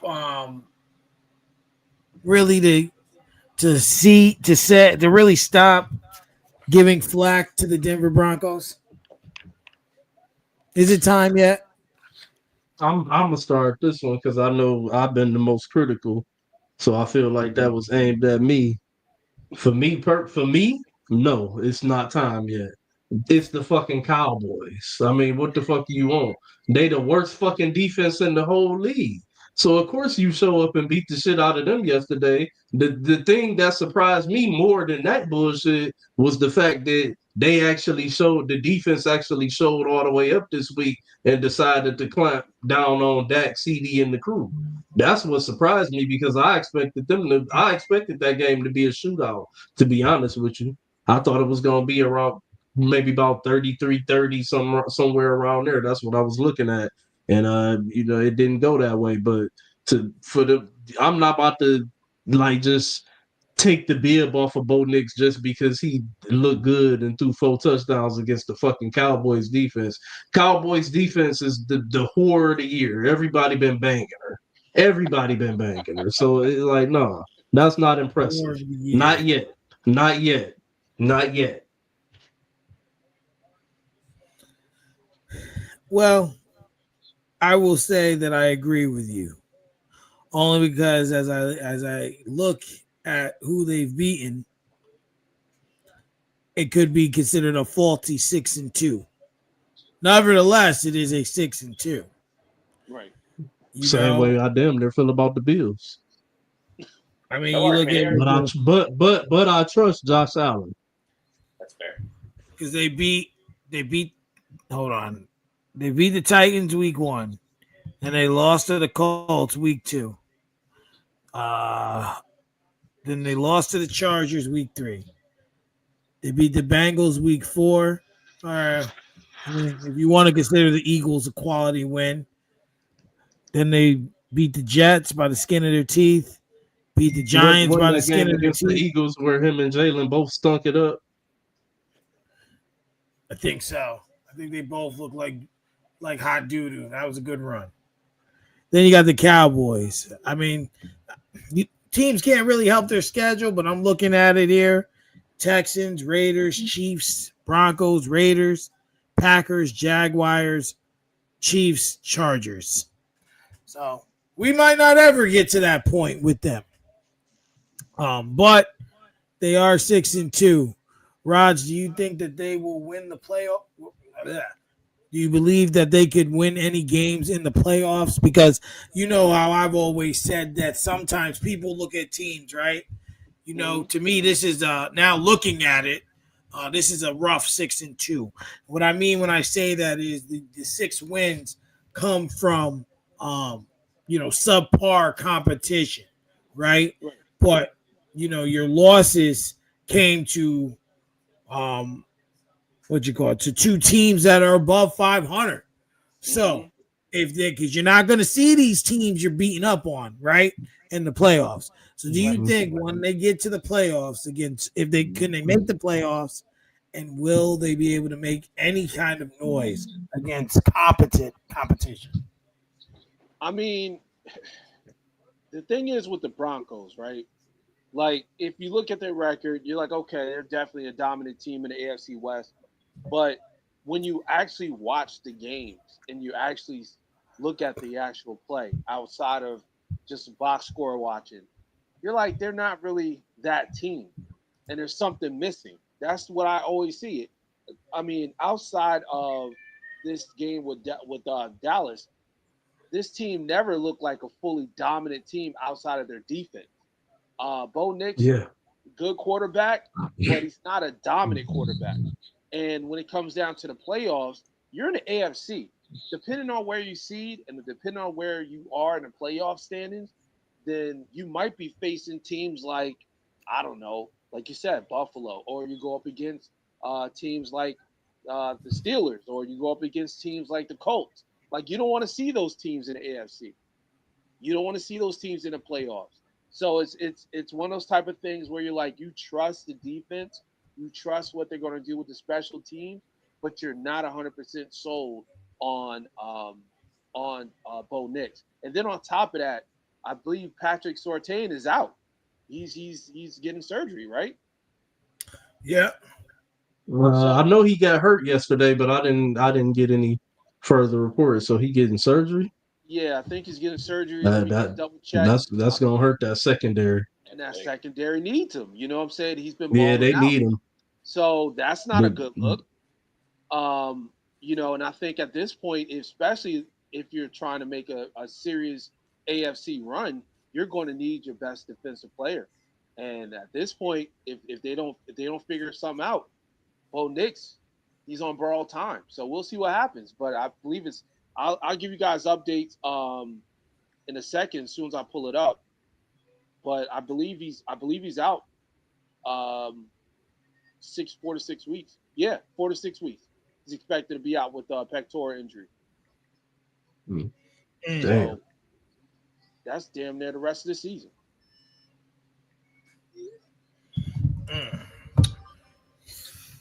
Yeah, I mean that's gonna be rough. Because like you said, they can match up with anyone. You know, and what about you, Brandon? Do you think that do you think the Broncos have a chance do you think the Broncos will win this division? Or do you think the Chiefs will slide in last minute and take it Oh, from them? I definitely feel like the Chiefs are gonna take like it's too. I mean, the Chargers were already screwed their chance up. Yeah, no, it doesn't feel sustainable. It once again, it just feels we trust the Chiefs. We know the Chiefs, especially now they lost last year's Defensive Player of the Year. Like it's a huge loss. So I mean, at least for 4 to 6 weeks, they can probably manage, but like you don't want to even risk that. So I feel like we still have every right to continue to question the Broncos and continue to feel like they may not be as good as their record suggests they are, but they definitely have the inside track or an inside track to the playoffs now with the 6-2 record. So I don't have any problems saying that like, hey, they'll make the playoffs, but whether or not they do anything in the playoffs, that's not. I'm not. It would depend on who they play. Maybe if the Steelers win the North and the Chiefs take the division and the Broncos end up as the 5, then maybe they can. Broncos Steelers would be an interesting matchup in the playoffs. But if they pull up the Bills again, I don't know. Well, I think it's very contingent on if they can win the division, because It would help. I would take them and at least having one home game. I think that would increase their chances. Like you said, like if they got to go to Buffalo, they're probably not going to win that game, right? Yeah. But if they play someone like you said, like Pittsburgh at home, or something like that, or maybe even Chargers. oh gosh, say that again. Chargers at home, they got a shot, right? But if you got to go to where 15 is, you're probably gonna lose that game. If you got to go to Buffalo, you're probably gonna lose that game. Yep. If you even listen, you never know. If the Ravens get on a run and get the division, you got to go to Baltimore and they're playing football well somehow. You're probably gonna win that game. I don't know about that. Get the hell out of here. I don't trust Lamar. No, I don't know want to about trust him. I don't trust Lamar. Yeah, me either. So you're saying Get your buckle off. that you're gonna pick who you criticized all season, Bo Nix, who we just made the point against that his 6 wins have come against subpar competition. You don't think that the Ravens could, if they were to go and win the division, and then Denver was to go to Baltimore, you're gonna sit here and really tell me and everything in your mind, heart and soul, after all the critiquing of Bo Nix and how you think he's horrible, you're going to pick Bo Nix to go into Baltimore? I say he's horrible. He's a roller coaster. He's up and down.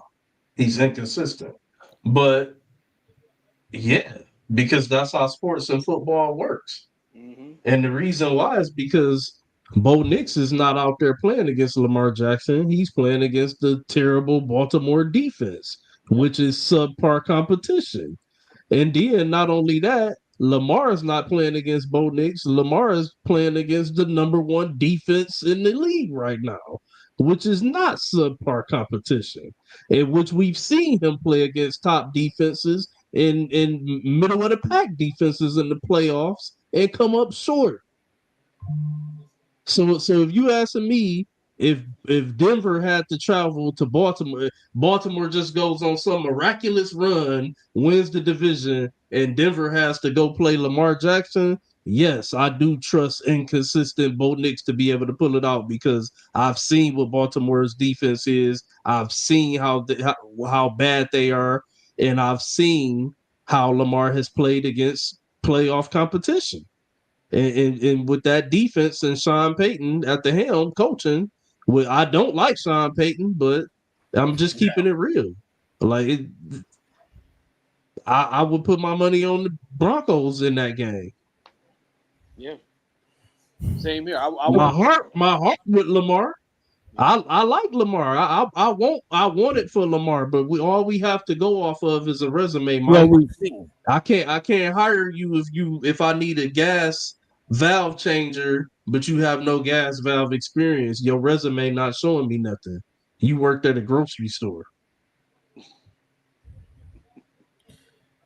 mean, that's a good point. However, I don't see that. I'm not saying because what you're saying isn't wrong. Oh, What you're saying isn't wrong, but because you say miraculous, we've seen crazier things happen. We've seen Mike, crazier things happen. hold on 1 second. Let me ask you a question. What the hell is Mariota doing? What would you? I don't know what that was. What would you rate Baltimore's defense? Oh, their defense. Yeah, out of like 1 out of 32. Like, where do you think they rank? First place or 32nd? I mean, 32nd place. Oh, they're definitely towards the bottom. Right. Okay. Now, what would you rate Denver's defense? They're Top towards the 3. top, right? Top 3. Okay. There's your answer. Without Patrick Surtain? Yeah. Well, they're top 10. I think they're top 10. I think they're light years ahead of Baltimore's defense. I mean, we witnessed it. They went on to shut down Dak for the rest of that game yesterday, who we all had as a top MVP candidate last week. That's a good point. Yeah, so that's what I'm saying. I trust their defense more than I trust their offense. So when it comes down to it, Bo Nix is like middle of the pack kind of quarterback, but I definitely trust Denver's defense because their defense is top 10, top 3 at best. So, and then on top of that, Lamar is not Lamar this season, guys. I don't know what's going on. I mean, he's been hurt. Well, he's been hurt. I before Lamar got hurt, he was definitely playing MVP football. He was probably the best quarterback in the NFL before he got hurt. The problem is that the defense was trash as fuck. Right. And then when it came down to it, before he got hurt in a big game when they needed to beat the Chiefs. Yeah. I trust Bo Nix, man. Yeah. And that defense. Yeah. Well, let's be honest. They need to beat the Bills week 1. That didn't happen. They needed that win as well. Which brings me to my next team. The New England Patriots. I've been, Drake May has, he's played pretty well. It's going to be May. The Patriots, they have played some pretty good football. I'm just bringing up their schedule here. They lost week 1 to the Raiders. They won week 2 against the Dolphins, lost to Pittsburgh week 3. They beat the Panthers week 4. Beat the Bills week 5. Beat the Saints week 6. They got a win against the Titans and a win against the Browns. So they're kind of in the same boat as the Broncos. As I'm looking ahead, they got a game here against the Falcons, the Bucks, the Jets, the Bengals, the Giants, the Patriots, the Ravens, the Jets, and the Dolphins. So they really don't have any I guess, stiff competition to say. Is Yeah, this they a best team? win is Buffalo. Yeah. We And shot ourselves in the foot 1,000 times that game. absolutely you did. I That was will that. say though, I trust Drake May more than Bo Nix. I think Drake May is better. I agree. RB, do you believe that the Patriots can win this division with their schedule? Because the key is to stay ahead of the Bills, right? You've beaten them Yeah, once, and they play them again In in New England. December. After New England is which going is to be gonna be coming a off a big bye. game. New England's going to be coming off a bye in that game. What, when they play Buffalo? Yeah, they Yes, are. sir. Yeah, Yeah. So, and and they play the Giants. that's gonna be a big game. And the kicker is they already beat Buffalo, and Buffalo was at home. That game was in Buffalo. Yeah. So, considering this soft schedule, do you think they will win their division? Can, yes, we'll see. Yeah, I think I agree with perfect sentiment right there. Like you said, can, yes, will, we'll have to see. That's really the only way you can really answer that. Because But we are acknowledging that we feel like they can do it. They definitely have the talent in the coaching. They got the roster. I think these guys are my sleeper. I saw this coming from a mile away. I'm gonna keep my answer to this real simple. If they beat the Bills December 14th, yes, Oh, they it's will win this yeah, division. no, it's They yeah. will win this division if they win that game. But if they lose that game,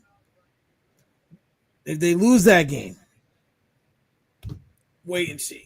It'll come down Well, to that's gonna be them there toward the end of the season anyway, though. Yeah. right. You know, I'm That's like, gonna because be a I'm big like game I for said, both of them. I'm looking at them, right? I expect them to beat the Falcons, right? And then I'm looking at a Bucks game, right? I personally, I would pick the Buccaneers in that. Then I'm looking at what looks to be a Monday night game against the Jets. Flex it. Yeah. And then Pick you're your looking at Raj. a Bengals game. Just throw the whole schedule away. Just throw it all away. Throw Hey, it all away. I want Mike, to see that. you gotta go back and clip that face. We need that face as a meme Oh, for yo, Raj. dead ass. When he just said The that, stank the face was face that real, Raj bro. made, bro, Woo! his face looked like he just walked in and caught his wife cheating. That's how sad and depressed his face looked when he motherfucking just said that shit about the Jets. Just complete utter disgust and hurt. That's how I feel.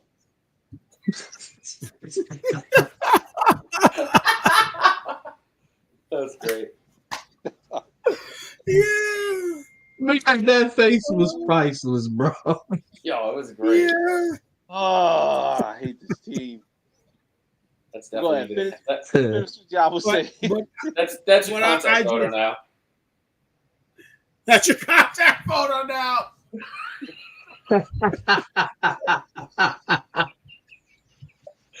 Put it in the AI generator and put a Jets jersey on him. Oh my god. Man. But what about you, Raj? Do you think that the Patriots can win this division?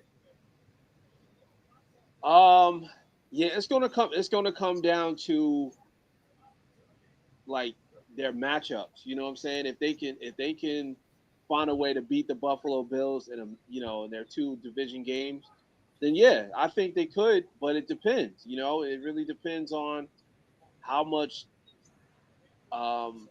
Drake May can step up and be that guy, because we know Josh Allen can do it, but and it's also depends on how many wins they get, because like right now, I mean it's a 2-man race between them two in the division. So I think they can win it, but it depends. It really do.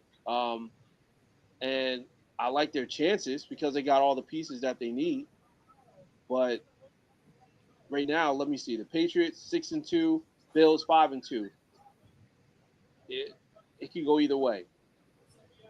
But if I had to like make a prediction on it, I'll probably say the Bills take it because I feel like Okay.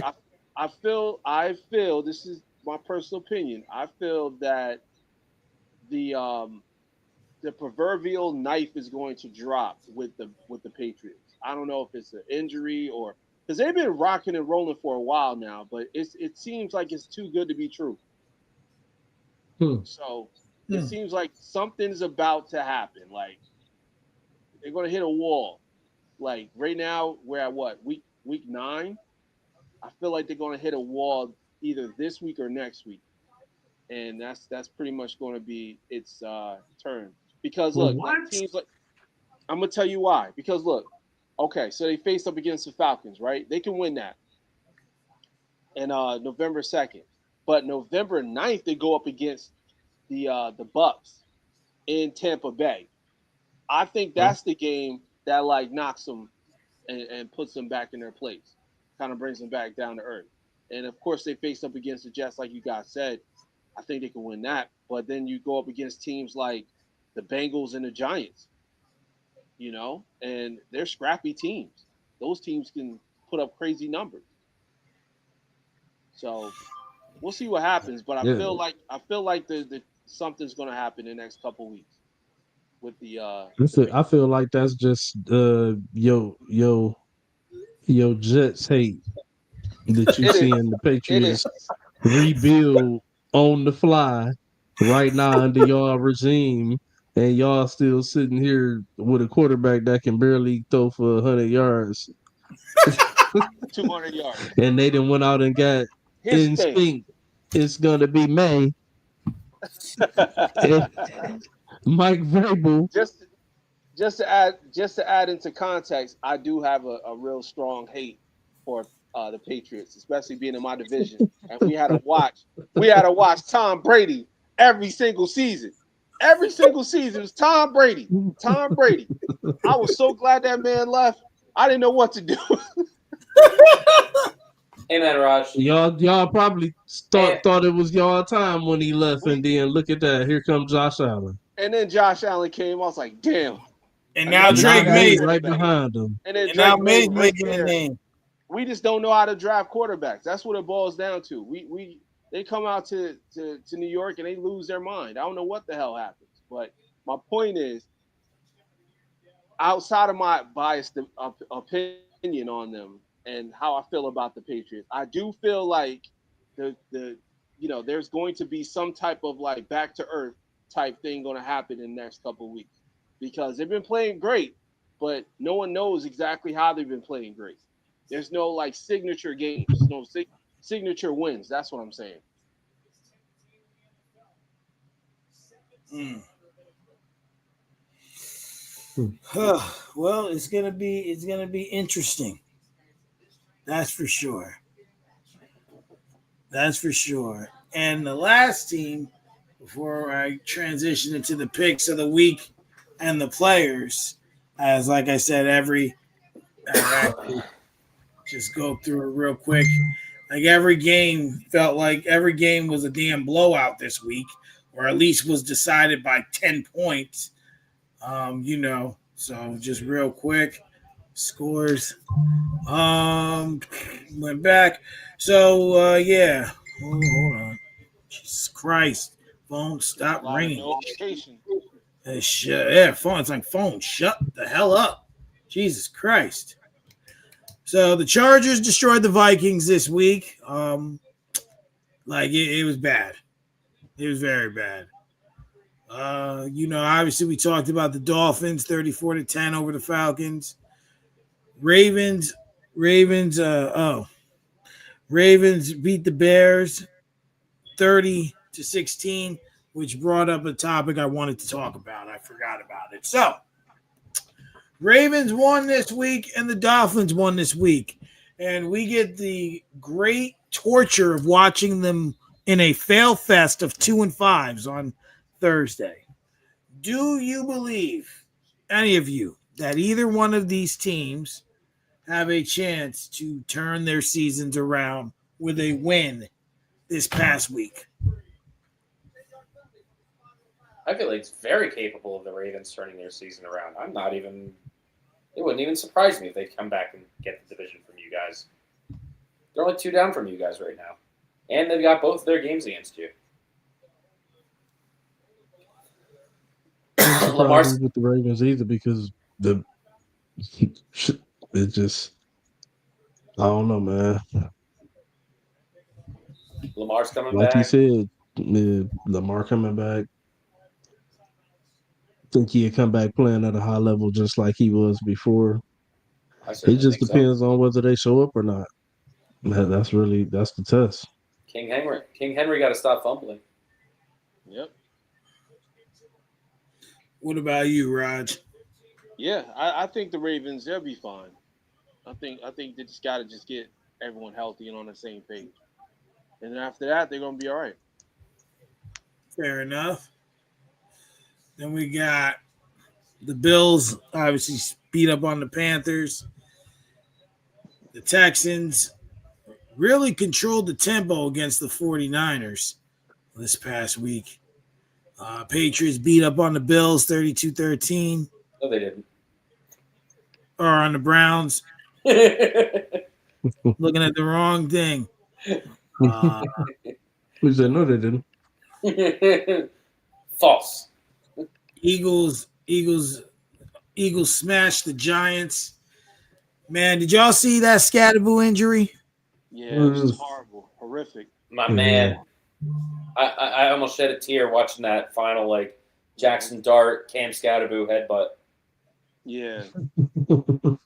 As if they weren't, as if Neighbors wasn't enough. Now you lose your running back. Yeah, they're snake bitten. I mean, that was in Philly, so we can't blame MetLife for that one. Word. Bucks beat the Saints. Broncos annihilate the Cowboys. Colts beat on the Titans. Which brings me to the last team. Is the Colts are 7-1 on the tails of Jonathan Taylor. He has had a resurgence this season. He's played very well. Gentlemen, the question is, are the Colts for real, or will they hit a brick wall at some point? And Daniel Jones will be factory reset to New York Giants, Daniel Jones.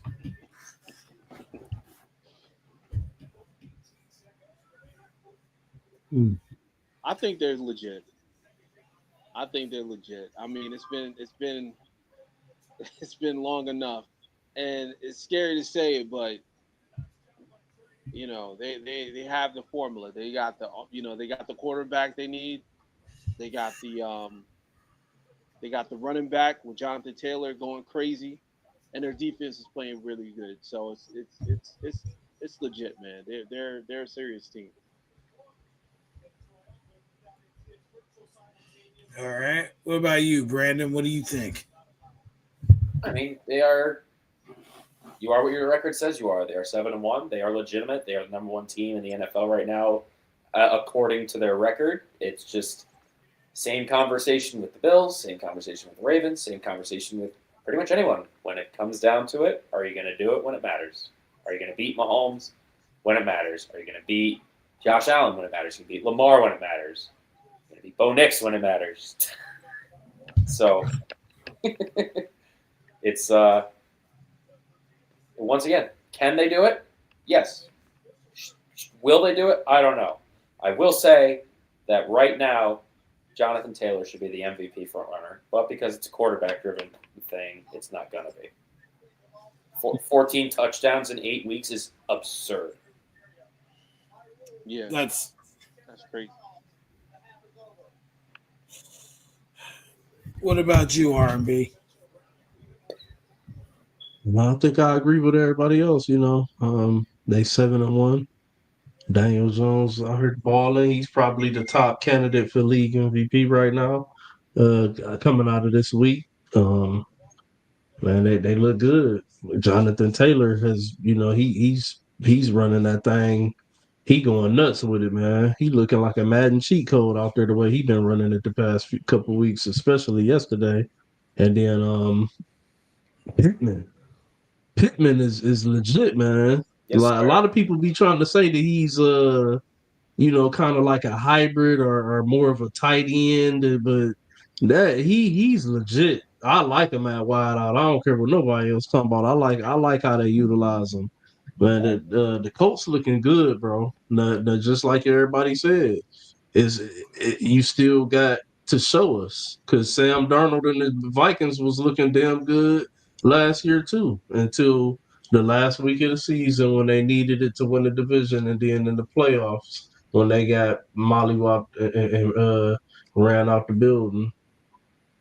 So, you know what I'm saying? You can have a great season. You can look like you've kindled your career or whatever the case may be, but it's yet to be 100% shown. Right now, it's low. Yeah, I'm gonna say that right now things are not as they seem.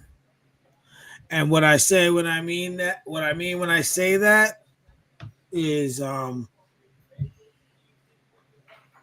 we haven't seen enough. And I know that may sound surprising, but I'm gonna read something to you guys. This is the first 8 games. Daniel Jones's stats: 272, 1-0, 316, 1-0, 228, 1-0, 262, 1-2, 212, 2-0, 212, 2-1, 288, 2-0, 272, 3-0. Now he's throwing more now. But you see, what I need to see is what Daniel Jones does when Jonathan Taylor does not have a good day. Because it's going to happen. There's going to be a day where he just ain't got it. Or a team figures out a way to slow him down or stop him. Now, are they for real? Sure. But I just need to see that portion. I need to see them do that. Do win games when he doesn't have a big day. I mean, what he's done the last 4 or 5 games has been crazy, crazy. I'm like, Jesus Christo, like, what are you doing? Like you were just like you said, he's like a Madden cheat code, right? So Yeah. that's the only thing I want to see is him do them win games when he doesn't have a big night. Once they do that, I can definitely 100% back align with you guys. But that's just something I need to see.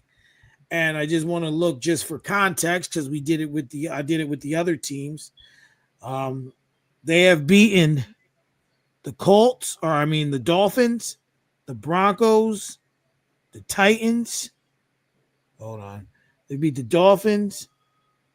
They beat the Broncos, the Titans. They lost to the Rams. They beat the Raiders.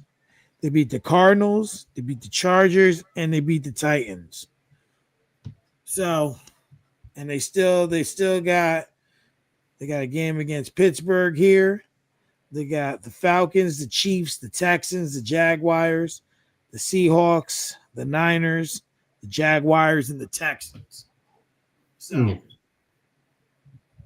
So I mean, there's not the toughest schedule in the world, but definitely, I would say it's tougher than that damn Patriots schedule. Because Lord, that shit's softer than melted butter. Oh man. So before I go into the picks of the week, is there anything else you guys wanted to discuss or talk about before I head to that and then head to the players and close the show? That's it. I did want to just throw one thing out there real quick.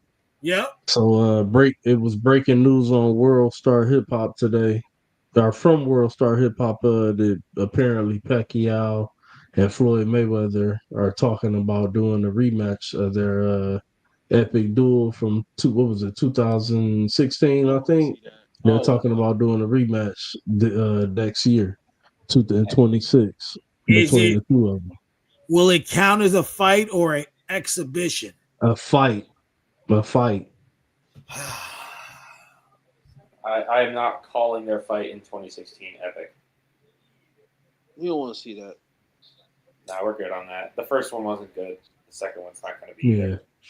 If they would have fought in like 2014 or 2013, like they were supposed to have, it would have been a great fight. But they waited. Excuse me. They waited. I mean, like here's the thing.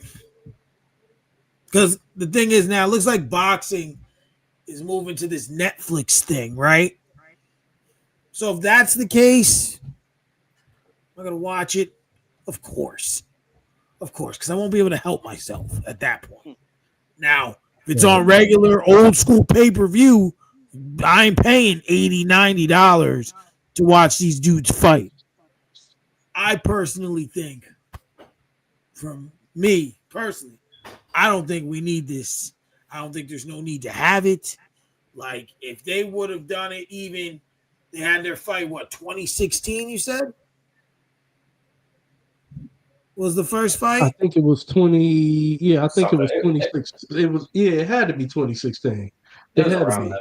Yeah. So now Yeah. 10 years later, like 10 years later, you want to go back and have this fight, this rematch? I just don't buy it personally. But I won't lie to you guys. If it's on Netflix, I'm already paying for the shit. So I might as well watch This mother 20 down there $30 a month for Netflix. Hell yeah, we gonna sit up and watch that damn it. shit You know, if they you was to giving put. me oh damn damn it. Netflix, What Netflix shows. happened? Wait, What what? happened? I was say Netflix shows waiting forever to release their next season. Oh, never heard of that before, right? Stranger Things. Exactly. Yeah, about time. God damn time. Oh. Yep, it's like, yeah. I don't know. I don't get it. I ain't meant to get it. I guess.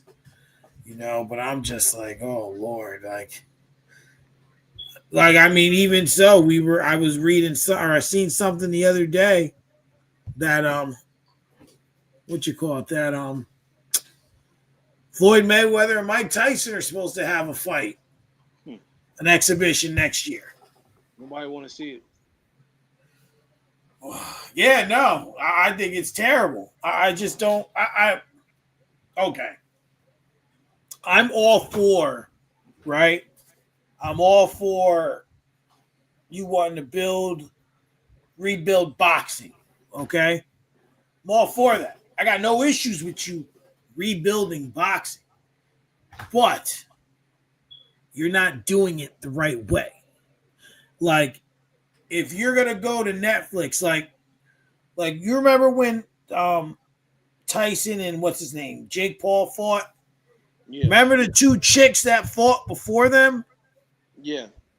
So that was their second fight. That was the best fight of the night. And then they went and they had their third fight earlier this year on Netflix. That was good. I enjoyed that. And then and then they had the other fight. Oh God, the one they just had like 2 months ago. Oh my gosh. Oh my gosh. They just had the fight on Netflix. I don't pay attention to boxing like that. I can't remember their names offhand. You remember, Raj? The two dudes that just fought. It was the big fight. Oh my gosh. I'm not sure. Now look it up. I deal with It's gonna boxing drive at me work. nuts. It's gonna drive me nuts because I watched the fight because the one dude was undefeated. Rodriguez. Hold on. Boxing match. Netflix. It was Canelo Alvarez and Terrence Crawford. Oh, okay, yeah. I don't know why I couldn't remember that. Yeah, I just was like, ooh, like so. I'm okay with you rebuilding boxing, right? And utilizing fights people want to see. I'm okay with that. Just like I look at like UFC. I've never gotten into it because one, their main card starts when I'm ready to go to sleep. Like the main card starts at 10 o'clock at night.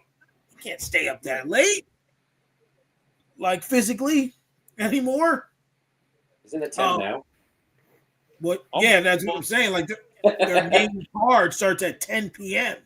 So like I'll go to my boy's house. The last time John Jones fought, we go over there, we're chilling, and they've been trying to get me to do. My boy wants me to do a UFC podcast with him, but I'm like, bro, I don't know enough about UFC.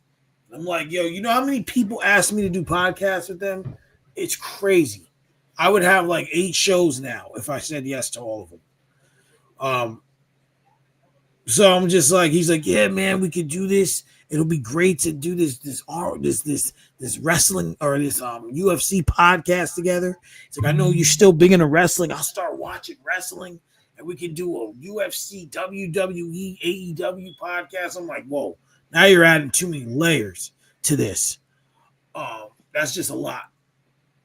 But the original point, getting back to it, was their main card starts at 10 p.m. You know, so the main event don't come on till like midnight. So by that time, I'm like, you know, like, so it's rough. But yeah, now I can go back and at least rewatch the shit the next day on Paramount Plus, like you know, and not have to worry about staying up to 1 a.m. To watch a fight. Oh man, well, I was trying to give R&B a couple minutes to get back in the room, but maybe his thing went crazy again because that's what happened before. So we're just gonna go ahead and we're gonna go. Oh, guys, it's so sad. We're already halfway through the season. Week 9 is next week. Oh yeah, football season always freaking flies, man. That's why we love it, man. Gotta get like taking every drop of it goes so fast. Yeah, which is why I'm sick of these people, man, planning stuff on Sundays. We got this mental health men's group that one of my friends started. He does the meetings on Sundays. I'm like, bro, can we get a Saturday here? I just need one.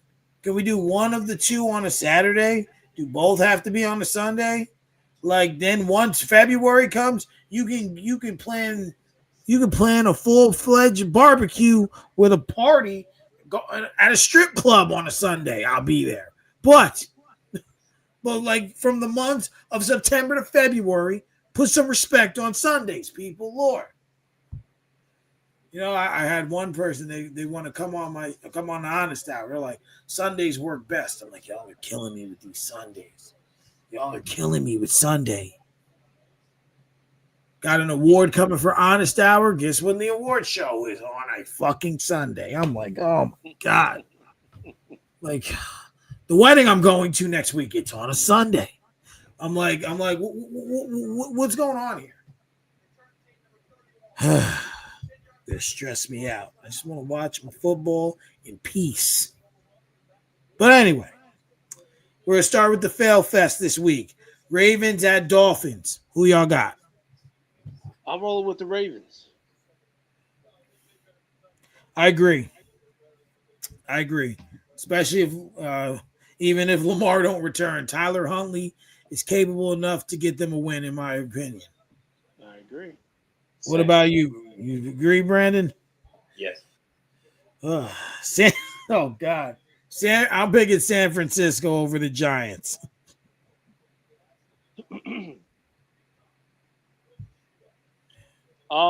You know Giants what? are home. Giants. I'm going Giants because every time I roll with San Francisco, they lose.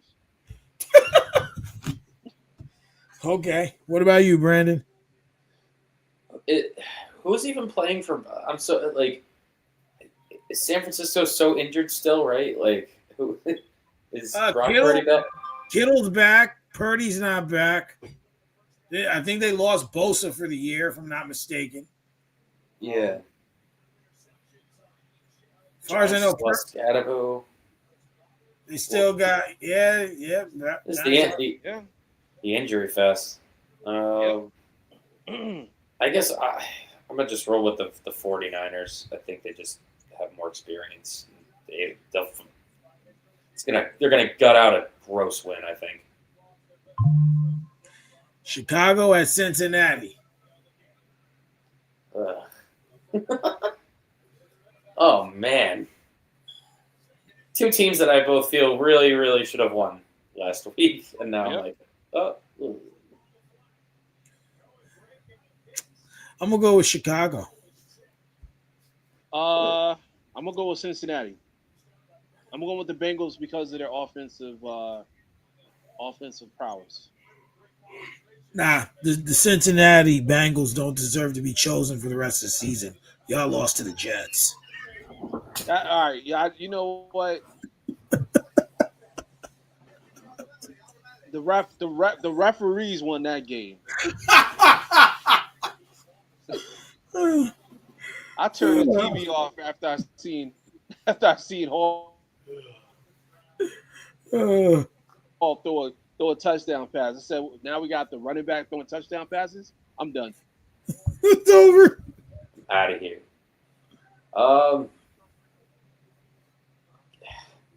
This one's tough. Just give me the Bears. The Bears. All right. The Bears. Minnesota at Detroit. Detroit. I gotta roll with Detroit because Minnesota's snake bitten. What's the name? Carson Wentz is out. Poor guy. Yep, I agree. Detroit. I think they said J.J. McCarthy's supposed to return this week, but I don't think that's going to help. Yeah, no, that doesn't help. Doesn't help at all. Carolina at Green Bay. Green Bay. I agree. Yeah, Green Bay. Denver at Houston. I'm going to say we get a letdown game from Denver. I'm going to pick Houston. I agree. I don't like Houston. I hate the way they play. So what? I don't like these guys. Yeah. Yeah, I hope Houston plays Philly this season.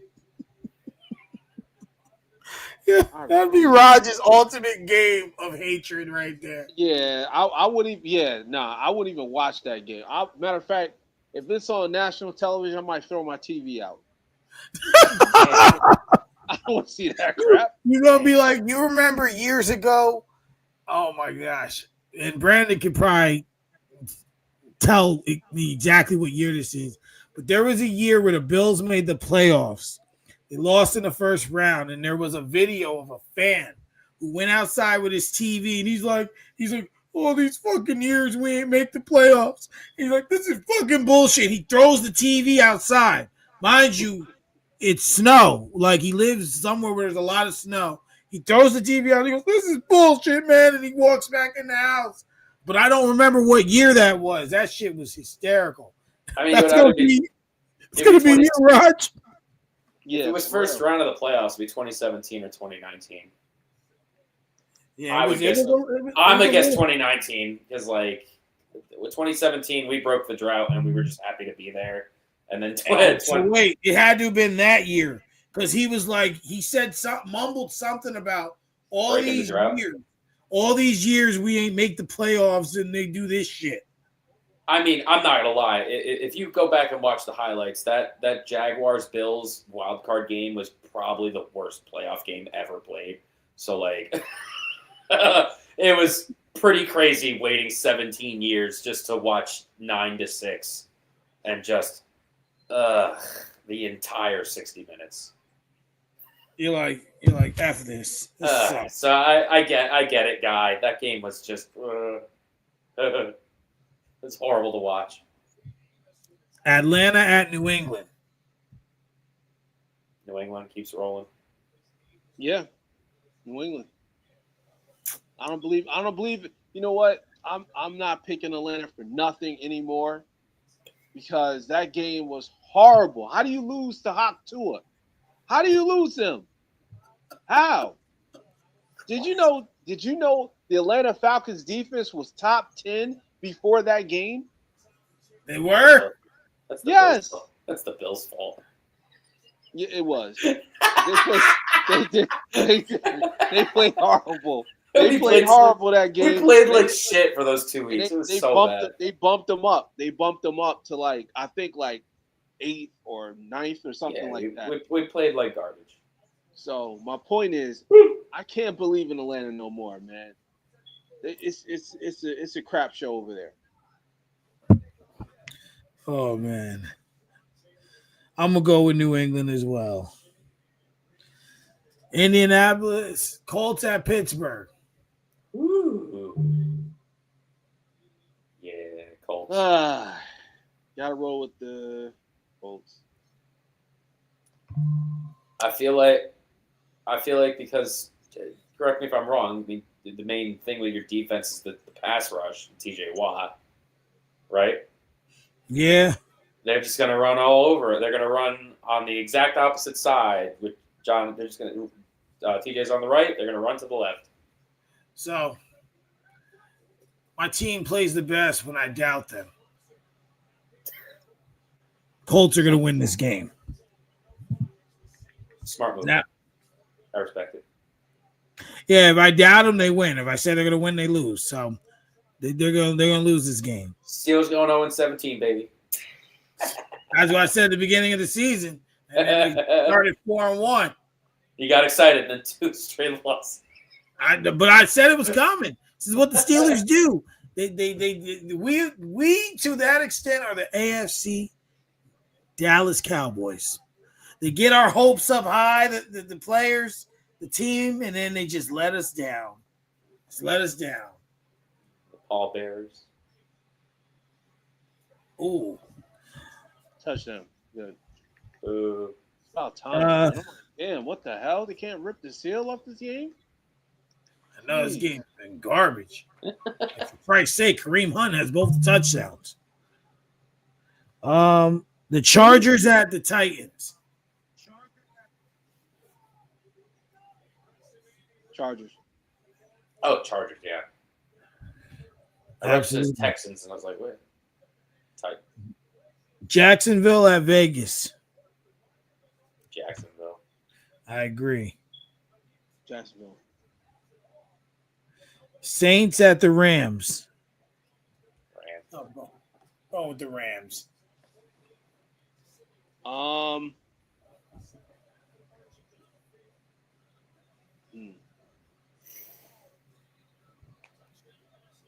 I gotta roll with the Rams. Game of the week. Kansas City at Buffalo. Oh man, I'm gonna roll with Buffalo because Kansas City. It's like I don't know. They're not reliable. Look how they're playing right now. Winning.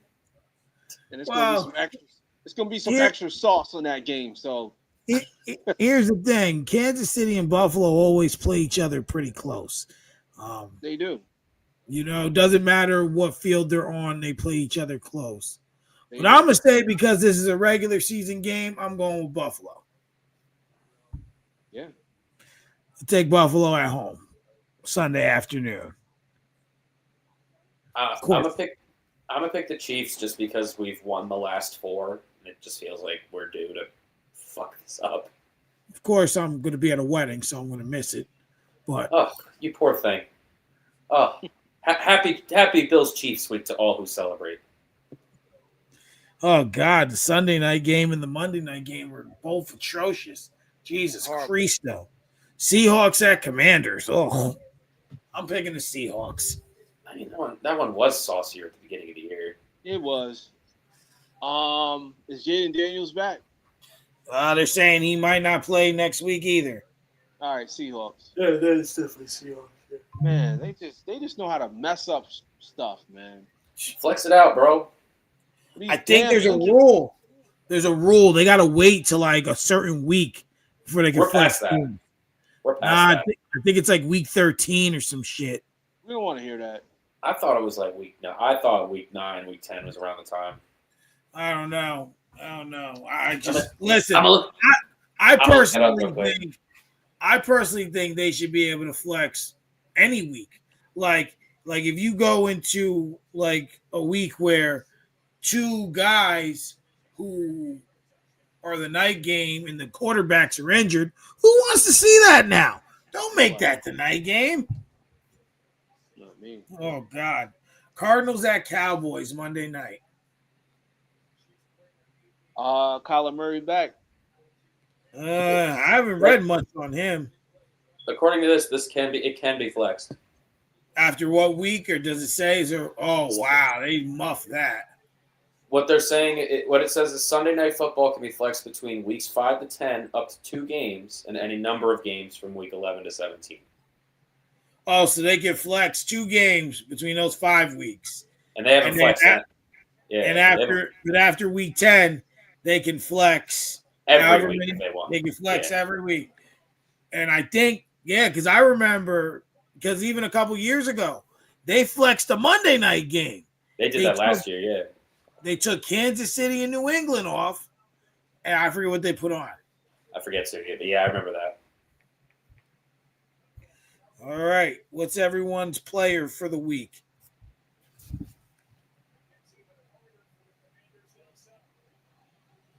I'll let you guys go first.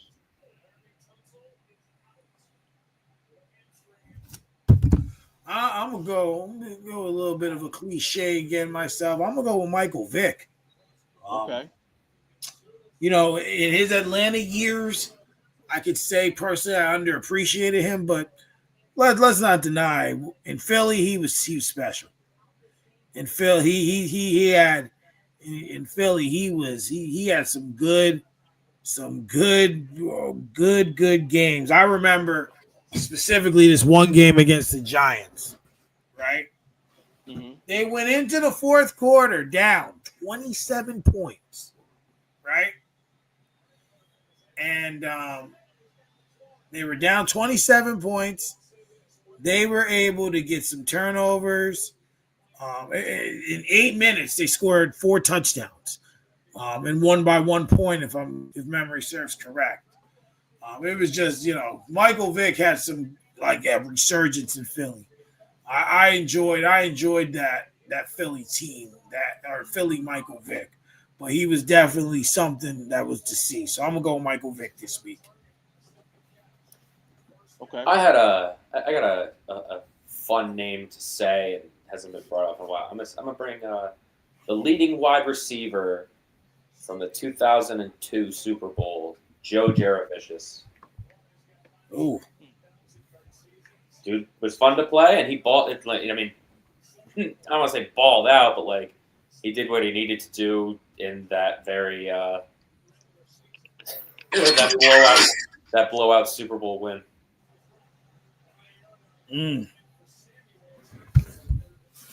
Okay. I'll say it. I'm gonna go with Keyshawn Johnson. Okay. Keyshawn Johnson, number 1 pick, for the New York Jets. Best number 1 pick ever, since we're talking about the number 1 pick with the Jets. And I remember the years that he played there. He was incredible. He really gave me hope as far as having a winning wide receiver. Somebody that can go out there and catch. He was up there in my book with the best of the best, like the Megatrons of the world, and the Randy Mosses of the world. He had all the talent, all the tools. He was tall, he could catch. He was great. He just needed a quarterback to throw to him. So I was glad that he was at least able to win a Super Bowl in his career because he deserved it. He won with the Buccaneers, right? Yeah, he won. 03? Yes, 2003. I'm glad he won it. Unfortunately, he just wasn't with the Jets. So that's my guy, Keyshawn Johnson. Yeah, no, he was good. He was one of those guys. It's like, damn, like you know what I mean? Like it's just like, oh, just same thing. Like you know who else was real good on the low? I mean, Who's it's that? before our time, but Chris Carter. Yeah, same. Exactly. He was like the Randy Moss type, wide receiver too. Like I remember he was at a camp of some sort, and it Yeah. was a wide receiver camp, and like he was like, so you see how you ever see his thumbs? So Yeah. you see how mine's here? His is like down here. Yep. Both Yep. of his thumbs are like that. And the guy, he was just like, you know why? He's like, I trained it to do that. He would massage here, and eventually the joints would loosen and his thumb would move down. And it made room for him to catch the ball and when it hit his hands, he'd have a full grip because his Yeah. thumbs were down so he could just grip the ball. And he has big hands too. I didn't know So, that. I found that crazy. That is And wild. and last but not least, he came out with the best book title ever. Keyshawn Johnson, it is. Give me the damn ball. Keyshawn One of the Johnson. best. One of the best books ever. Keyshawn Jackson. Give me the damn ball. Oh man. Just give me the damn ball. That was one of the best ever, man. Shout out to Keyshawn Johnson. Shout out to the New York Jets. Oh man. It's been Absolutely. one hell of a year. Absolutely. Well, guys, that's all I got. We will be back next week with another episode. Or actually, I'm sorry. They will be back next week. I have to co-host a show. So I will not be available next Monday. But they will be back. Raj, R&B, and Brandon. I'm on vacation, so I will be here on time. Oh, shit. Stay- Daylight savings time, and then you're on vacation for a week, and then you can go to being depressed. Yes, I'd be depressed, especially when it gets dark. way ahead of you, dog. You know, when does it start ramping up for you? Like, when do you start seeing that unfortunate Christmas plunge start? I mean, we've already started seeing like like casual drivers start to come and starting to get extra help. I wouldn't say I've started to see like crazy volume yet, especially since I've just been dealing with crazy volume all year. But Right. it doesn't really start till after Black Friday, until like the Tuesday after Thanksgiving, where it really is like, oh, it's peak season now. So is that, and it's a culmination between Black Friday online shopping and just people getting like Cyber Monday, all of that. Yeah, that's usually when everyone starts like, oh, all the late last minute shopping. That month of between Thanksgiving and Black Friday. No, Black Friday is a very easy day. It's literally the next Tuesday, because Mondays are always kind of weird. That Tuesday till Christmas Eve is just balls to the wall package delivery. Jesus, the fact that you even have to deliver on Christmas Eve is crazy. Meh. I was out till like 9 o'clock last Christmas Eve because I literally literally. I mean, I did it to myself because like I heard a couple of my other drivers that they were out late, and I was like, I'm a single dude with no kids. Let me help them get home. Oh, okay. So you were helping. I was helping. Yeah, I was helping the other drivers last Christmas Eve. Hey, I mean, you're paid by the hour, right? Yes, sir. Hey, and I think you're under the weight, so you don't have to worry about the hours, like DOT and stuff like that. No, I do. No, DO2. No, we deal with that. Yes, we do. I cannot. I can't go over 14 hours in any given day, and it's at least during Christmas time they bump it up to 70 hours. Jeez. 70 hours. Jesus. Yeah. I work anything over 50. I'm mad. Oh yeah, me too. Yeah, me too. Mhm. I do not. I've been working a lot of 50-hour weeks this year. Oh, he got it back. Of course he did. Well, boys, I'm going to log off. You guys have a great night and a great week. And everyone, thank you for tuning in and watching. This is another episode of Nerdcamp Sports. He'll be back next week. I'll be back in 2 weeks. And like I always say, be better than you were yesterday, but be prepared tomorrow to be better than you are today. Peace. Peace.